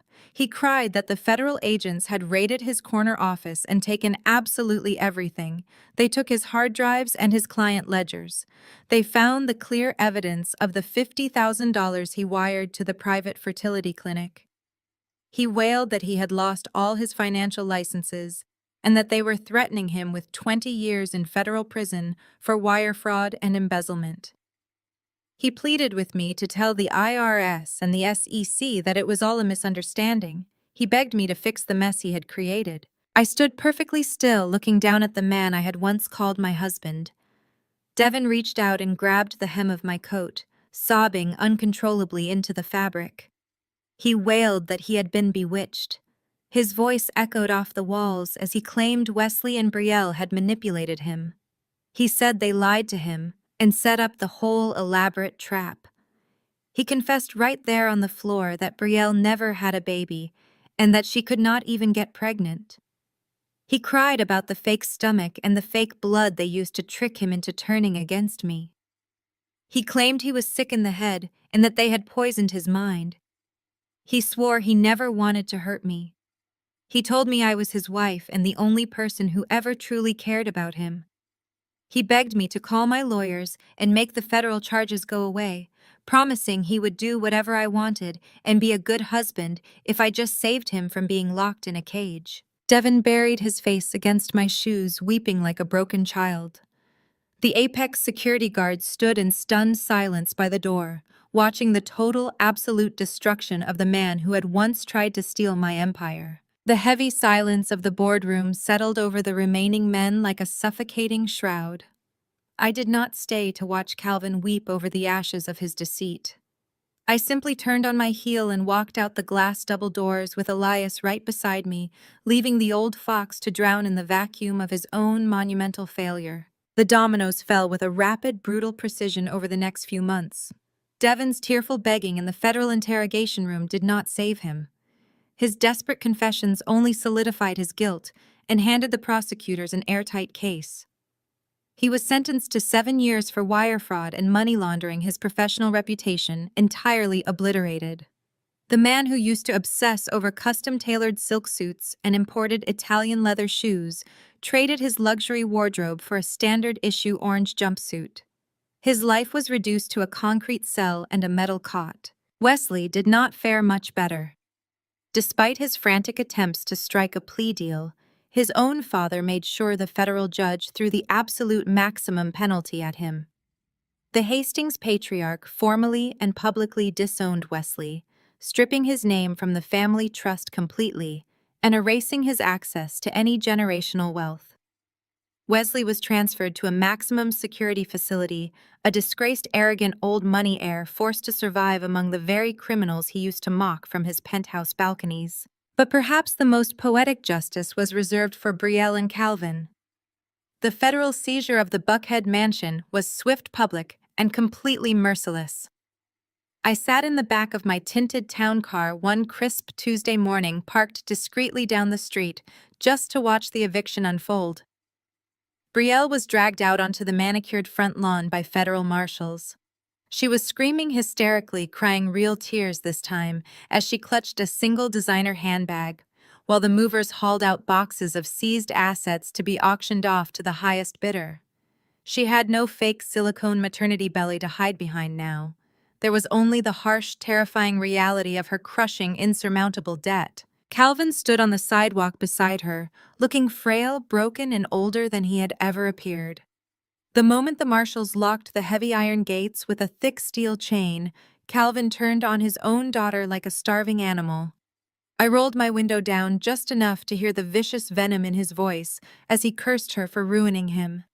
He screamed that her sloppy extortion scheme and her pathetic acting were the reasons he had lost the master franchise contract and his entire retirement. The golden child and the mastermind patriarch were tearing each other apart on the dirty curb with absolutely nowhere left to run. Calvin's legal fees from the intellectual property lawsuit and the subsequent criminal embezzlement charges drained whatever hidden cash he had managed to stash away. The judge ordered him to pay massive restitution directly to my mother's trust. With no assets, no credit, and no friends left in the elite circles of Atlanta, the old man was forced to take the only work he could find to satisfy the strict court mandates. The former king of the pharmaceutical supply chain, the man who used to drink aged scotch and plot corporate takeovers, was now working the night shift as a janitor at a low-tier budget motel out on the highway. He spent his nights pushing a heavy mop bucket across sticky linoleum floors, smelling of cheap bleach and stale cigarette smoke, while his health slowly failed him. I did not need a knight in shining armor to come and rescue me from the wreckage of my marriage. I had been my own savior. I did not rush into another romance or seek validation in the arms of a new man. My validation was the empire I had successfully defended and aggressively expanded. I had cut out the parasitic rot and the tree was finally thriving, producing record-breaking profits and dominating the international markets. 6 months after the boardroom confrontation, I stood in my newly renovated CEO suite at the absolute top of our corporate headquarters. The floor-to-ceiling windows offered an unobstructed, panoramic view of the Atlanta skyline. The sprawling city looked entirely different to me now. It was no longer a battleground of deception and hidden enemies. It was my kingdom. I wore a sharp-tailored crimson power suit the color of absolute victory and control. My desk was a massive slab of pristine black marble, clean and meticulously organized. The only personal item resting on the polished surface was a silver-framed photograph of my mother Vivica. She was smiling in the picture, looking fiercely proud and untouchable. I reached out and gently touched the cool metal of the frame. I had protected her legacy. I had honored her brilliant foresight and brought her vision into a new era of dominance. The quiet hum of the executive floor was broken by the soft click of the heavy oak doors opening. Elias walked into the office carrying his familiar black leather portfolio. He looked around the expansive room with a subtle nod of genuine approval. "We just finalized the complete liquidation of Devon's remaining seized accounts," Elias said, his deep baritone voice echoing slightly in the quiet room. "The funds have been successfully routed through the legal channels and transferred back into the primary trust. There is just one final piece of business left to address on the docket today." I turned away from the towering glass window and looked at my most trusted advisor. "What is it, Elias?" I asked, my voice calm and perfectly steady. He adjusted his glasses, sliding them slightly up his nose as he opened the leather portfolio. "What do you want to do with their old house?" he asked, looking up at me. "The Buckhead mansion is completely cleared out by the marshals and the deed is fully secured in your name.